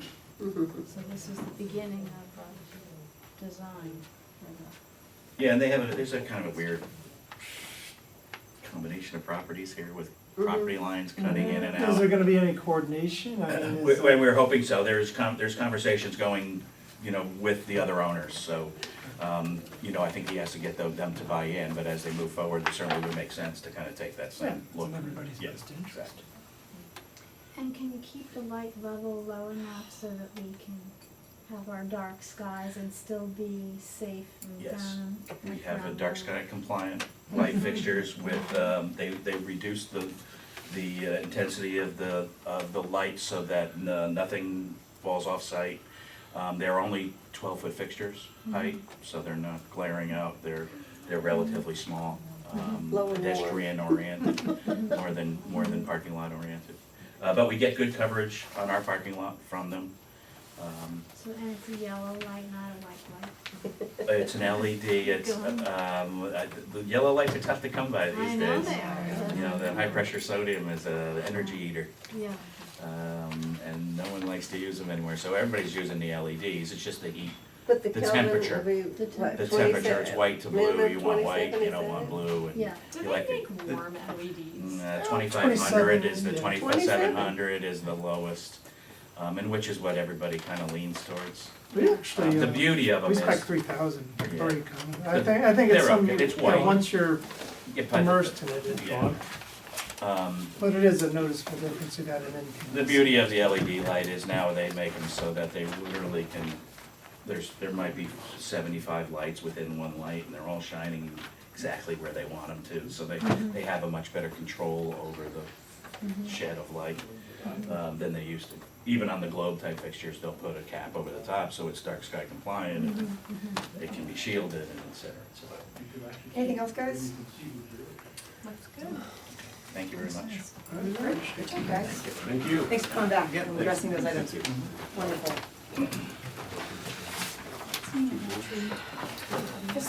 Corn beans. It just means columnar, it just Okay. means like it's right, so it comes in all different, they can get a bag of soda, you can get them in different species, but it's been changed. Big glass windows on that second floor, the toward the windows. Way back when they did that. Yeah. Because they talked about this Plan, yeah. Yeah, but again, the lights are small, they're low, so they will low their windows, which is so you're looking down, so I think that's helpful. It's I don't know tough, if it was especially we're doing There was- a condo in Yeah. Westport, we have the same situation. where What's there? They're currently like 8 feet Yeah. So high, what's and there they right can shine now, everybody's right, windows, probably there's the does globes not. that, that's okay, I mean, you can you leave can screen it. the So they're, Grab it. they're Max. looking, they're gonna have Thank their. you. But if anything, you want that Thank solar you. panel. Which Guys, is next up is something- ARB number 2, Yeah. 2020. Yeah. If we want to discuss anything further, we can do it under other business, and we can vote for it after. We're gonna continue on right now. ARB number 2, 2020, come on in, please. This is the Darien Shoe Repair at 1959 Boston Post Road. Hello. I know we all know you, but we're on TV, and Yes. we wanna make sure. So, I'm Lisa Elwell, I'm from Baywater Properties. So, and I'm representing Spiro. He was here and was going to join the meeting, the owner of Darien Shoe Repair, but he was getting a little tired and lives in Milford, so I said, get on your way. Lisa, it's worth commenting, actually, for Kate's, it's already Yes. but for Kate's sake, Yeah, if I'll you just wanna say recuse something. myself from the discussion to avoid As you the want. impression of a conflict of interest. This will be the first of many times. Since you all know that Kate works now for Baywater Properties, so she will listen and will not comment. Okay. Thank you, Lisa. So, there's an existing pole sign at the location, and what we're proposing to do is apply vinyl lettering to the acrylic panel that's already existing. So the letters would be 6 inches for the Darien Shoe Repair. And So it essentially simplifies it, it takes some of that smaller text that's in. yeah, so it's, just that on the pole sign. On both sides. It is 2-sided. Apparently it wasn't one point in its life lit, a light box, and we wouldn't be using it as a light lit in any way. Okay. How does that go by area, by use? Any restrictions on that? I mean, Well, this is the neighborhood business zone, Correct. and a new pole sign would not be allowed. okay. But this one has been there for many, many years, Mm-hmm. and so it's just replacing the face of it. And we discussed it in the office, and they think, well, as long as it's not gonna be internally illuminated, you'll see it during the day, and then it'll disappear in the nighttime, so. It's kind of a continuation of a non-conformity. If they wanted to make it bigger, if they wanted to move it closer to the street, then there'd be a whole new story, Okay. but as long as it's just reusing the old one, that's fine. Correct. None of them. Thank you. Take it with the old statement. Yeah. Oh, yeah, okay. Next to Papa Joe's. Yeah, I know where it is, yeah. Is this a temporary location? We did relocate Spiro from his beloved space in our little cluster behind Post Road. So this was a part of the relocation, and he'll be there. He's quite happy. He loves it, and I'm sure he would have I think been it's a good- so happy yeah, to good tell reason. you. It's a great location. It is a great location, and everything fit in Oh, perfectly, good. and he was so happy to report that everybody's finding him. Great. And he is incredibly busy. Nothing has hurt his business by the relocation, so we're really thrilled, because he is so well loved. Yeah. Yeah, So he might be able to go back after construction? yes, if that's what he'd like to do, I'm sure we'll figure it out. We all love him, so. So if you don't know, if you haven't gone to him, I highly suggest it. I have two questions actually. Sure. One, I was make sure that the sign, the letters are black, is that Correct. correct? Okay, the second question I have is about the sign on the building itself that has, all the information about what it is and the hours and stuff. Yes. The thought process behind using that sign there versus like a window decal for that kind of information. Well, we could, and I know that typically that's usually what stores do, is do the window decal, and we could certainly do that if you would prefer. But we just thought it would kind of just clean up the front if we could do kind of the shoe repair, his address, telephone number with the hours on one piece. You know, we thought we'd offer that to see how you I'm felt. gonna put that to the board, because that would be an exception we'd be making to do that, so you guys. How about all that and the glass and the name on the sign? Yeah, I think the window In the decals, door, that might be a little yeah. preferable. I like the idea of decals on the door. Do it on the door? Okay. Without the That's boots, fine. shoes, high heels, leather, We tried. Gonna try. Yeah, gotta try. But, the number on the building would be a good idea. Yes, so we'll put that. Sean. Didn't you like that big 395? Yeah, that's good. Well, this is 1959. Did you have something to do with that? Always. Because you're driving I down would, can the- you put it on the top of the door? Or is that too small? Put it on top of Put the numbers, yes. you can put them above the door. Yeah.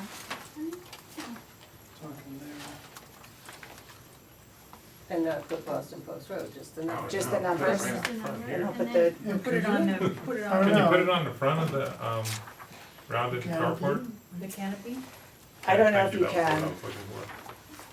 I don't know where, if you would actually fasten it Oh. to the It's almost like it canopy. would be, It's like a carport, really. Yeah. No, I don't think so. I remember when it was the Tasty Freeze.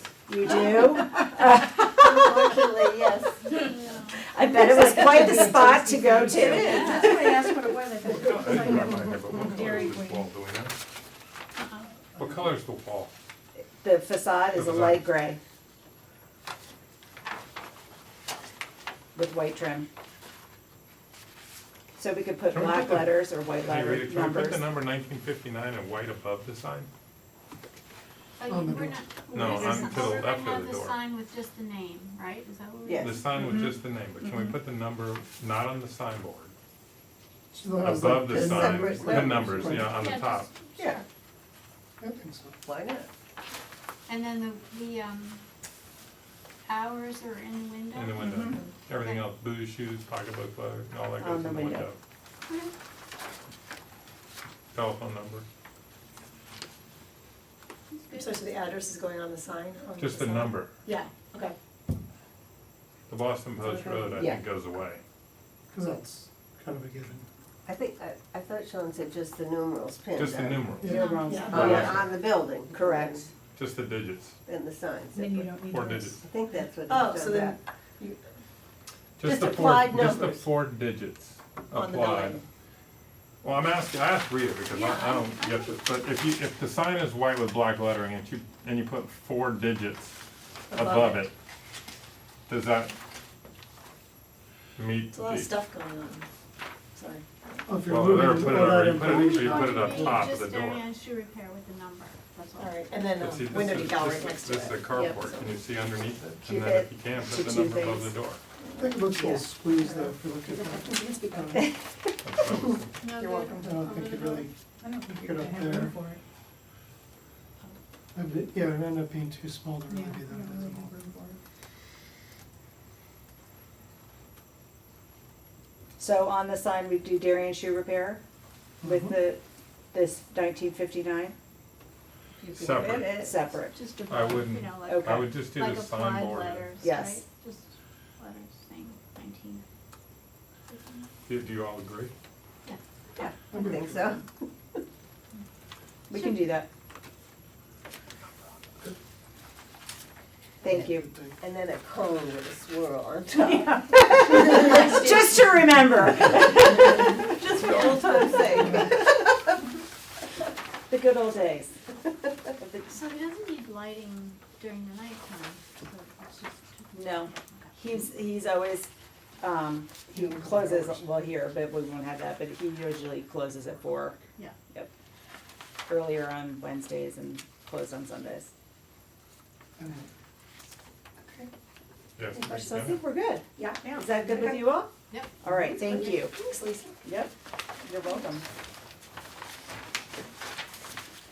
All right, guys, moving along, ARB number 3 is Pasta Vita at 364 Boston Post Road, which is Thank you. down there next to, literally next to Orange Theory in the new development. Hi, welcome. Hi. Sorry for the long wait. Hi, So, I'm not Kevin Kane. yes, I'm you just would know standing. Kevin, that's great. Just introduce yourself I'm- and say what you're, please feel free to Can I stand. You okay, stand, sit. What are you comfortable doing? What would you like me to do? I Whatever don't you're remember, it's been a Whatever while. you're comfortable to. Okay, I'm Jen Montanaro, and I help Kevin Kane out at Honeywell Signs. Great, okay. Could you spell your name, please? Jennifer Montanaro, Montanaro. Okay. Okay. Good. Hi. So what are you doing? What do you So see? I'm Give hoping us a that you recap. have the paperwork in Yep. front of you. Mhm. I really don't. He's looking to put a sign similar to what you've already approved at Orange Theory, which is right next door to an upcoming restaurant, Pasta Vita. And I think it's similar to Roost, which is here in town. Honeywell Signs does quite a number of signs in town of Darien, and he's looking to keep the look of this Pasta Vita similar to what's been done at Orange Theory, a black aluminum box with push-through letters lit by LEDs.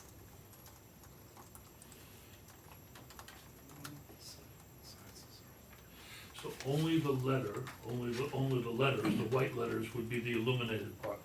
The That's the way I'm black reading it. background doesn't have any light shining through it, It's the correct? letters, Right. Just the letters. yes. And we've already approved this for Orange Theory, right? And the size works. I know we talked about on Orange Theory that it be, we shifted it a little, remember, over the Yeah, we did. entry? Because it was Yeah. like 2 storefronts? How does this one, This is only one storefront, so it would be I think over centered there. in is this. you centered. just have centered over Yeah. the storefront? Mhm. Yeah, I think that's In that appropriate little, here. And where's it, the entry door is to the left here, is that it? to the right, to the left. Right. Oh, there, I'm looking right at it, okay. Is there gonna be any decal signage on, On the windows? yeah, like? Not that I'm hours, aware things of at the moment, they haven't asked for that. If they do, we'll come back. We'll come back. Is the address, the number 1031, anywhere on the building? That's a great question. I don't know. Can you have them at it? I don't know what Orange Theory did, maybe you could mimic what they, mirror what they Did did. they do one? I'm Is it sure. a different number? I don't remember them having Or are they A, B, and C? See I what think they they're call- all one, because I think we did a plate like a bronze plate or a placard for In the the building. center of the building. Yeah. So Okay, the okay. suites are A, B, and C? They, I mean, they're all addressed at 1031. right. So, yeah, I believe it's one, and then it's in the back of the building where there are different, but not in the front, there's nothing in the front of the building that I'm aware of. I mean, I'm sorry, I don't know this. All right, I'll make a note in my letter to like make sure there's an address on the building, if it's a single address. But Okay. you're saying in the back of the building, it is delineated by I- suites. I think there might be. for I know that purposes. there's definitely numbers there, because the owner of the building wanted them to look a specific way. And he didn't want a mishmash of different Right, numbers. John did, right, okay. Yeah, I sort of vaguely remember it being one number and then Yeah. they were doing A, B, and C or A, B, Yeah. C, D suites. That sounds right, Yeah. that sounds right. Okay, So let's just All make right, sure I'll that the make- number is on the building. I'll note that in my letter, Okay. Kevin, but I Thanks. think he knows that. Okay. Yeah. So the P and the V are 10 inch, is that okay? Mhm. And the eight. I don't have any problem with this. And that size is, that mirrors the size of Orange Theory, those letter sizes, without seeing it for reference. Yeah, it does. He did everything to exact same specifications as Orange Theory. Great. Sounds good. That's good. Great. What is positive in the top? I believe it's going to be a high-end takeout, Italian takeout, which I, for one, am very happy to hear. That's in my neck of the woods. Yeah, considering Nino's, you can't get a spot in there anywhere, so it'll be Right nice to, now. yeah, It's it's jammed these really days. jammed. But That's I'm right. fortunate for us, they're coming to town, so this will be great. Love it. So no seating inside, it's just takeout? That I don't know. I'm just the sign girl tonight. You're just the signs, And I'm okay. usually We won't ask athletic any more fields and questions. things like that, so You're this is a correct. little deviation from what I do. It's just takeout. Just takeout. It's all prepared elsewhere. There's no kitchen here. Okay, All that's the what I food was is asking. prepared and How do you packaged know? elsewhere, brought in, and then it's either sold refrigerated or frozen, and you bring it home and heat it up that way. So nothing will be ready to eat Oh, Oh. really? out of the door. You have to take it home and cook? What's the No, point you of that? heat it up. You don't cook it, you heat it up. It's even up. And I've heard very good things from a number of people about the food from Pasta Vita. Great. Yeah. Okay. Thank you, Jen. Anything else? Appreciate it. I'm sorry I'm so big, I really. That's great, no, it's- you're- Yeah, it's I not think my, Just here for this. The consistency with Orange Theory. yeah. Yeah, good. Okay. Well, thank you very much for your time. Thank you. Okay. Have a good night. Thanks. Bye-bye. Hope you guys get out of here soon. Yes. We're hoping. Good night. Okay, guys, moving on, we're going to have an informal discussion about the redevelopment of 688 and 694. While I know they have postponed that discussion, I think there's some points that we should just, that we can still talk about. Did you guys all get my email about this being in the historic district? I think you guys are well aware that I sent you guys a map of Yeah, I it. saw the information. And just some information that hopefully the developers know, and it's good for us to know too. There are positives and negatives when developing in a historical district, and I hope I'm gonna get this right, specifically being on record. But one of the positives being for when you do redevelopment in there is you get state funding, actually general funding for when you're doing Preservation.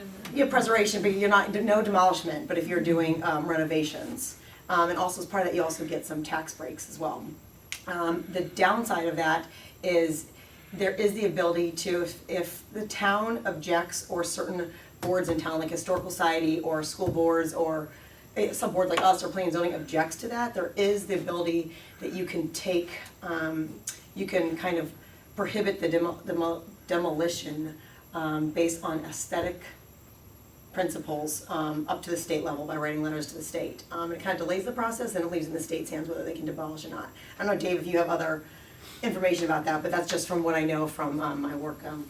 What are they proposing? I didn't So, yeah, the proposal was understand a that. little unclear, maybe Dave, you could, but from what I took from it, is they're possibly demolishing the two, wanna talk about possibly demolishing the two buildings that are there, which are both Really? 18th, 19th century buildings and putting in a whole new structure?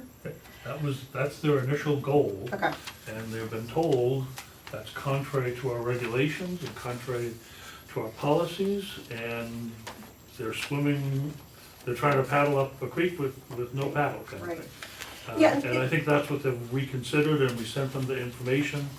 And if they wanna talk about preserving these buildings and enhancing these buildings, we'd be glad to talk with them and have a productive discussion, but knocking them down and starting over with a new office building is pretty much a non-starter. Yeah, okay. Who's the developer? I don't, Somebody we know? the architect was Doug McMillan, but I don't remember the, prospective buyer's name. It's not that Fletcher, what is it, Fletcher Properties? or No. Who seems to be As far as I doing know. all the other side. And you're Right. proposing office buildings or housing? At the moment, they're not proposing anything. Nothing, okay, Just- okay, all right. It's, And they're not the current owners of the buildings, they're prospective buyers. that's what I understand, and one of the reasons they canceled tonight, or the main reason they canceled tonight, is because they haven't concluded their business arrangements yet, Yeah. and it would be premature to come to this board until they reach an agreement there. Perhaps they shouldn't buy the buildings. Bingo. No, I think the camera's right there. Well, no, that if they would not, if they understood that it'd be difficult to demolish the Right. building, Right. that'd be something that would be helpful for them to know before they, purchase.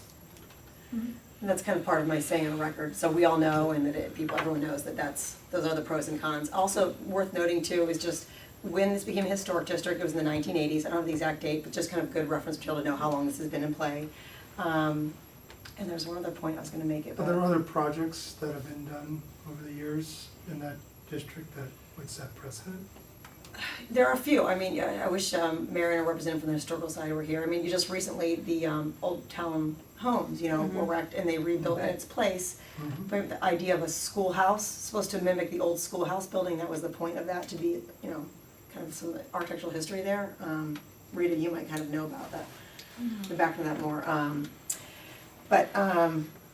I don't know, part of, in talking to Marion about the demolition process, and how town historian, she goes and looks at these buildings, there is, to some degree, if these buildings are scrapped, if they're totally, not worth renovating, there's something there that they have to, that they may have to be demolished, someone's gonna take something over. But if that is the case, then the expectation in a historic district is that you build something of like feel and mean, right? Something that would be, in this case, like a vernacular or, a Queen Anne style.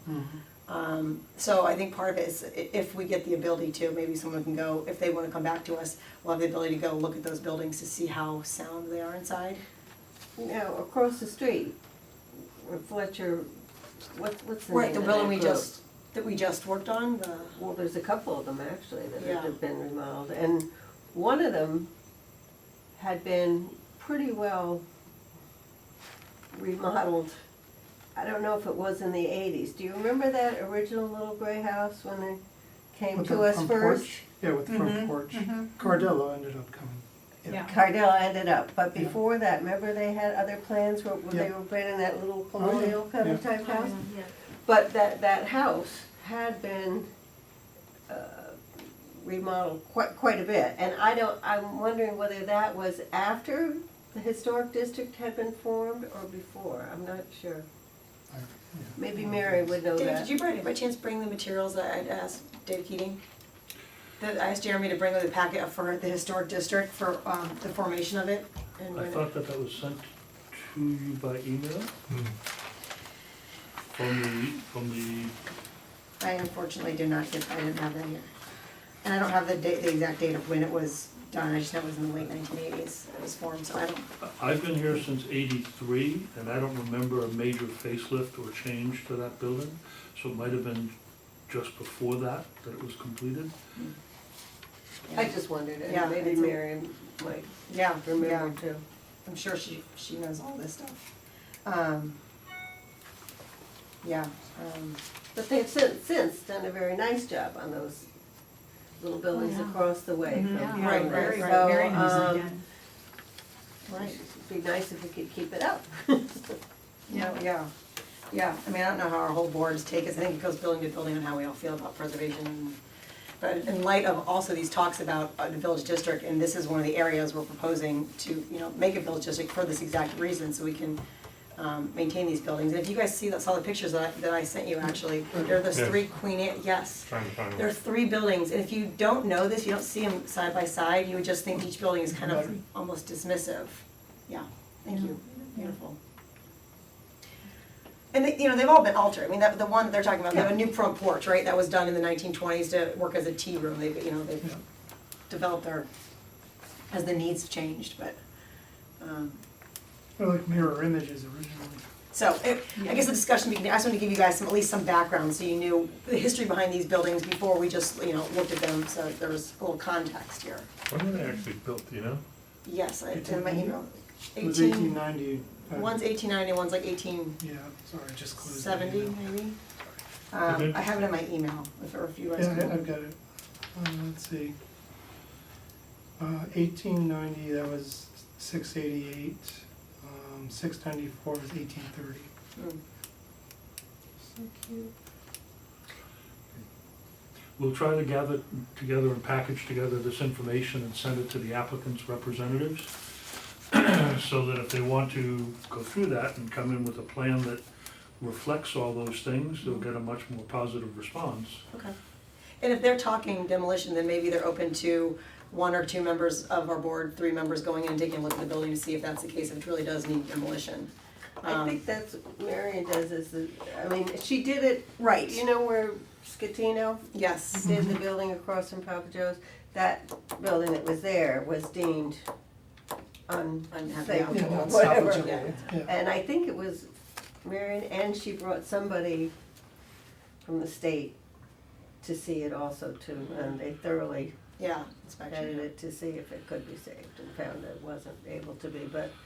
Well, apparently I've heard too that like building owners who eventually want to demolish a building there is some foul play sometimes involved. Not at all saying the case here and not all any of these buildings, but I've heard that this can be the case that they will leave windows open and let kind of rot come in, and so the building demolishes quicker, so there is a good reason for it. Is there Just any proposing all difference? sides of what I've heard of renovation of buildings. Is there any difference in that this is a historical preservation? What is it called, the area? National Historic District. Historical district. Yep, National That- Historic District. Building was not in a historical district, I don't think. No. The But one, it was plaqued, the one down by St. John's. Right. Yeah. Yeah. What's the difference there? Is there a difference in, One by St. I think John's. it depends the Across from historical Papa plaquing. Joe's, where. I think it Oh, depends the those are just historical old- plaquing, old there's some, you can just buildings. go and get a Yeah. historical Which plaque is for your good. house. We're not in a- But there's They weren't certain, in so a it particular doesn't require any There like, wasn't a- any state level or state level like review. Like you could take, if your house is history, you could go to the historical society and ask to have a plaque made for your house. And depending the date, if it's before 1800, you have a small plaque. If it's after 1800, between 18 and through the 20th century, it is a larger plaque. If you go, you'll see there's 2 types of plaques on the houses around town. But again, doing that is no mandate and no no protection, no regulation. It's just, more of a, it's a plaque, it's more just of a It's an decorative. acknowledgement. Acknowledgement, thank you.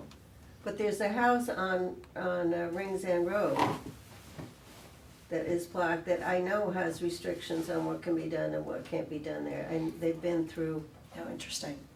you Is know, that that something they had written into the mustard deed color though? I house. mean, Oh, is it- You know the mustard color house with the picket fence? It's on the right. The one yes, okay, yeah. But here, Mm. we need Marion. No. So anyways, that's the update that I know there for the pros and cons of redevelopment in the National Historic District in town. So they're hoping to come back and file an application, or what's the? How do they leave it, Dave? I'm sorry. How do they leave Are it? they planning to come back with an application to the ARB? I don't know if this buyer will buy this Oh, property. okay, Still, alright, it's in yeah. the works, okay, That's up in the air. okay. Great. Moving on, there's no update I have for you guys on village districts right now. So the approval of minutes, did you guys read it? And I can have a vote for approval? I have Majority a vote? couple of comments. Okay, great. Just little typos. Page 2. Who did these minutes? These are wonderful. Yeah, Okay, great. good job. All right, Kate, you're gonna take minutes. Yep, just a couple of quick things. Yeah. So, on the outcome, Support so that the applicant can proceed with two. Do they have to go to?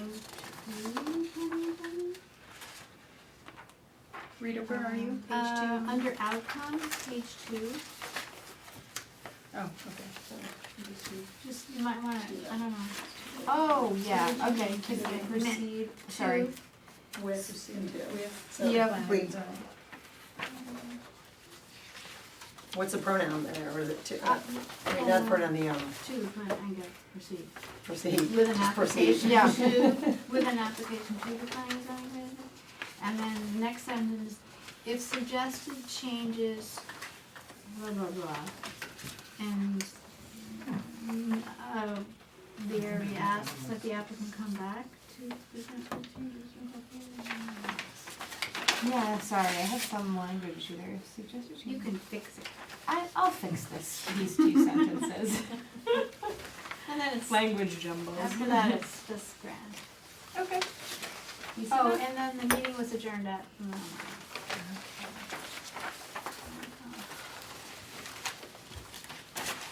What time?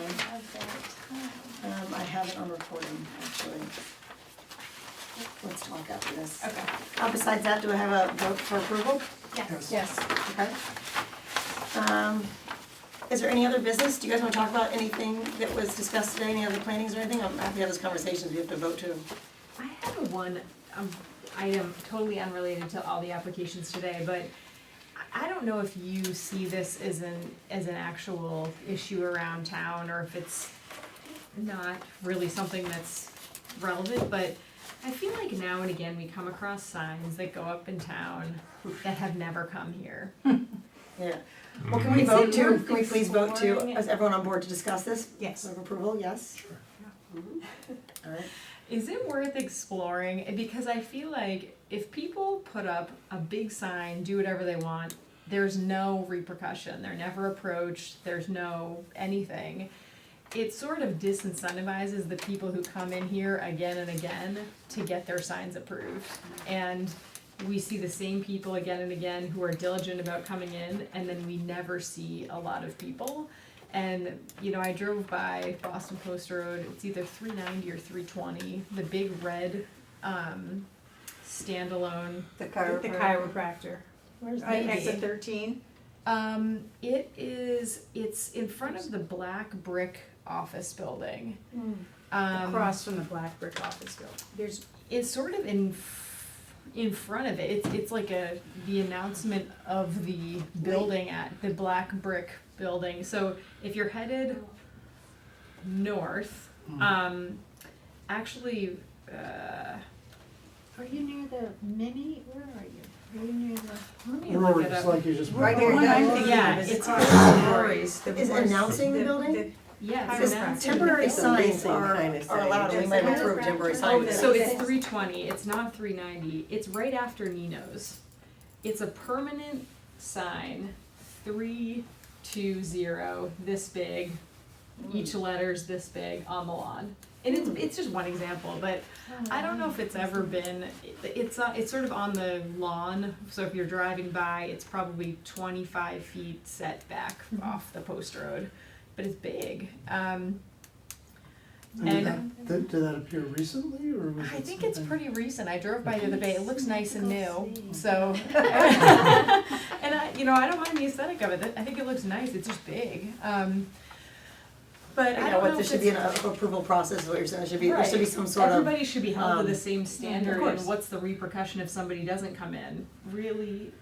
Well, usually Dave, we email Dave Keating and make him be the bad guy and go out there and. That's part of what I need to do, send and them- there's a few up across from Trader Joe's, there's a chiropractor. The I think. chiropractor, and that does And I not just- look like a permanent sign. Yeah, It looks like a- and I need to get after several of the developments up in that area. The 320 Boston Post Road, I believe that sign was put up recently when they redid the buildings. Okay. And they did another one over on Old Kings Highway, south entrance to that development. And that one, I believe, says 330 Boston Post Road. Yeah. And I think that was actually discussed here at the ARB, Because they have a monument sign, I think, on each entry, plus they have these big pronounced numbers. Yeah. Just basically to get attention, but it's not listing the name of a business or anything. Right. And then on Old Kings Highway South, I think it's number 19 Old Kings Highway South, there's an office building that's set way back. Mhm. And I believe there's, the number 19 is probably 3 feet high Yeah. or something. Yeah. And there was some discussion about it, should we say yes or should, and the conclusion was, it's literally just a street number. It's not a commercial-like sign. It's just telling somebody the building is here, but you really can't see the building That because 19, it's not out by the road kind of I thing. think that never was placed there. The And one they- I'm thinking of was a very modern looking sign, do you remember? With just the numerals 19, that was to be the identity of the building on Old Kings Highway, do you remember that? That was to be the identity, and I think that was turned down by, I think we approved it, but planning and zoning didn't like it, I think that was it. But anyway, Or maybe they reduced the regardless, scale of it or that's, something. but Yeah. this sounds like it's not Yeah, correct, and and even aside from the 320, I just look, whenever I drive around town, I always see new little things happening where I'm like, you know, they never come in, and I don't know what the repercussion is on the back end, because nobody wants to say, I know you paid to fabricate a sign and you put it up, you need to rip it down, or do you come in for a after the fact approval of what's already up, or, you know, how does it sort of work, because Who's the sign cop? right, who's the sign Yeah. cop, because otherwise, you know, that there's not too much incentive to get in with a sign. Most, Yeah. most people want to play by the rules, and they Mhm. want to know what the rules are, Yeah. and they'll abide with them. Mhm. And then there's a few exceptions. And that's part of what I need to do is get after, as I say, there's 2 or 3 of these signs in the vicinity of Trader Joe's, not Trader Joe's themselves, but in that vicinity, and I need to get after them. And I just don't get there very often. I don't go by that section very often. Yeah. And when I do, I say, oh, I need to get, and I'll make a quick note, Mhm. and by the time I get back to the office, 3 other Nobody's things have there. happened, and I don't get to it. Yeah. But This is today's Monday. discussion will remind me that I need to Yeah. pursue that. If you guys have any off the get when we leave the meeting in the next week, if you guys have any signs or anything, send me an email and I'll put together a compiled list for Dave to send him to look at. And then moving forward, if you guys see stuff, just shoot me an email so Dave isn't inundated with a bunch of random sign emails, unless you're okay with. I'll be happy to collate those for you. And then Dave, we will follow up with them. That's a great reminder. I like it. Okay. It's 10:02 p.m. Can I have a vote for adjournment? Yes, I'll adjourn.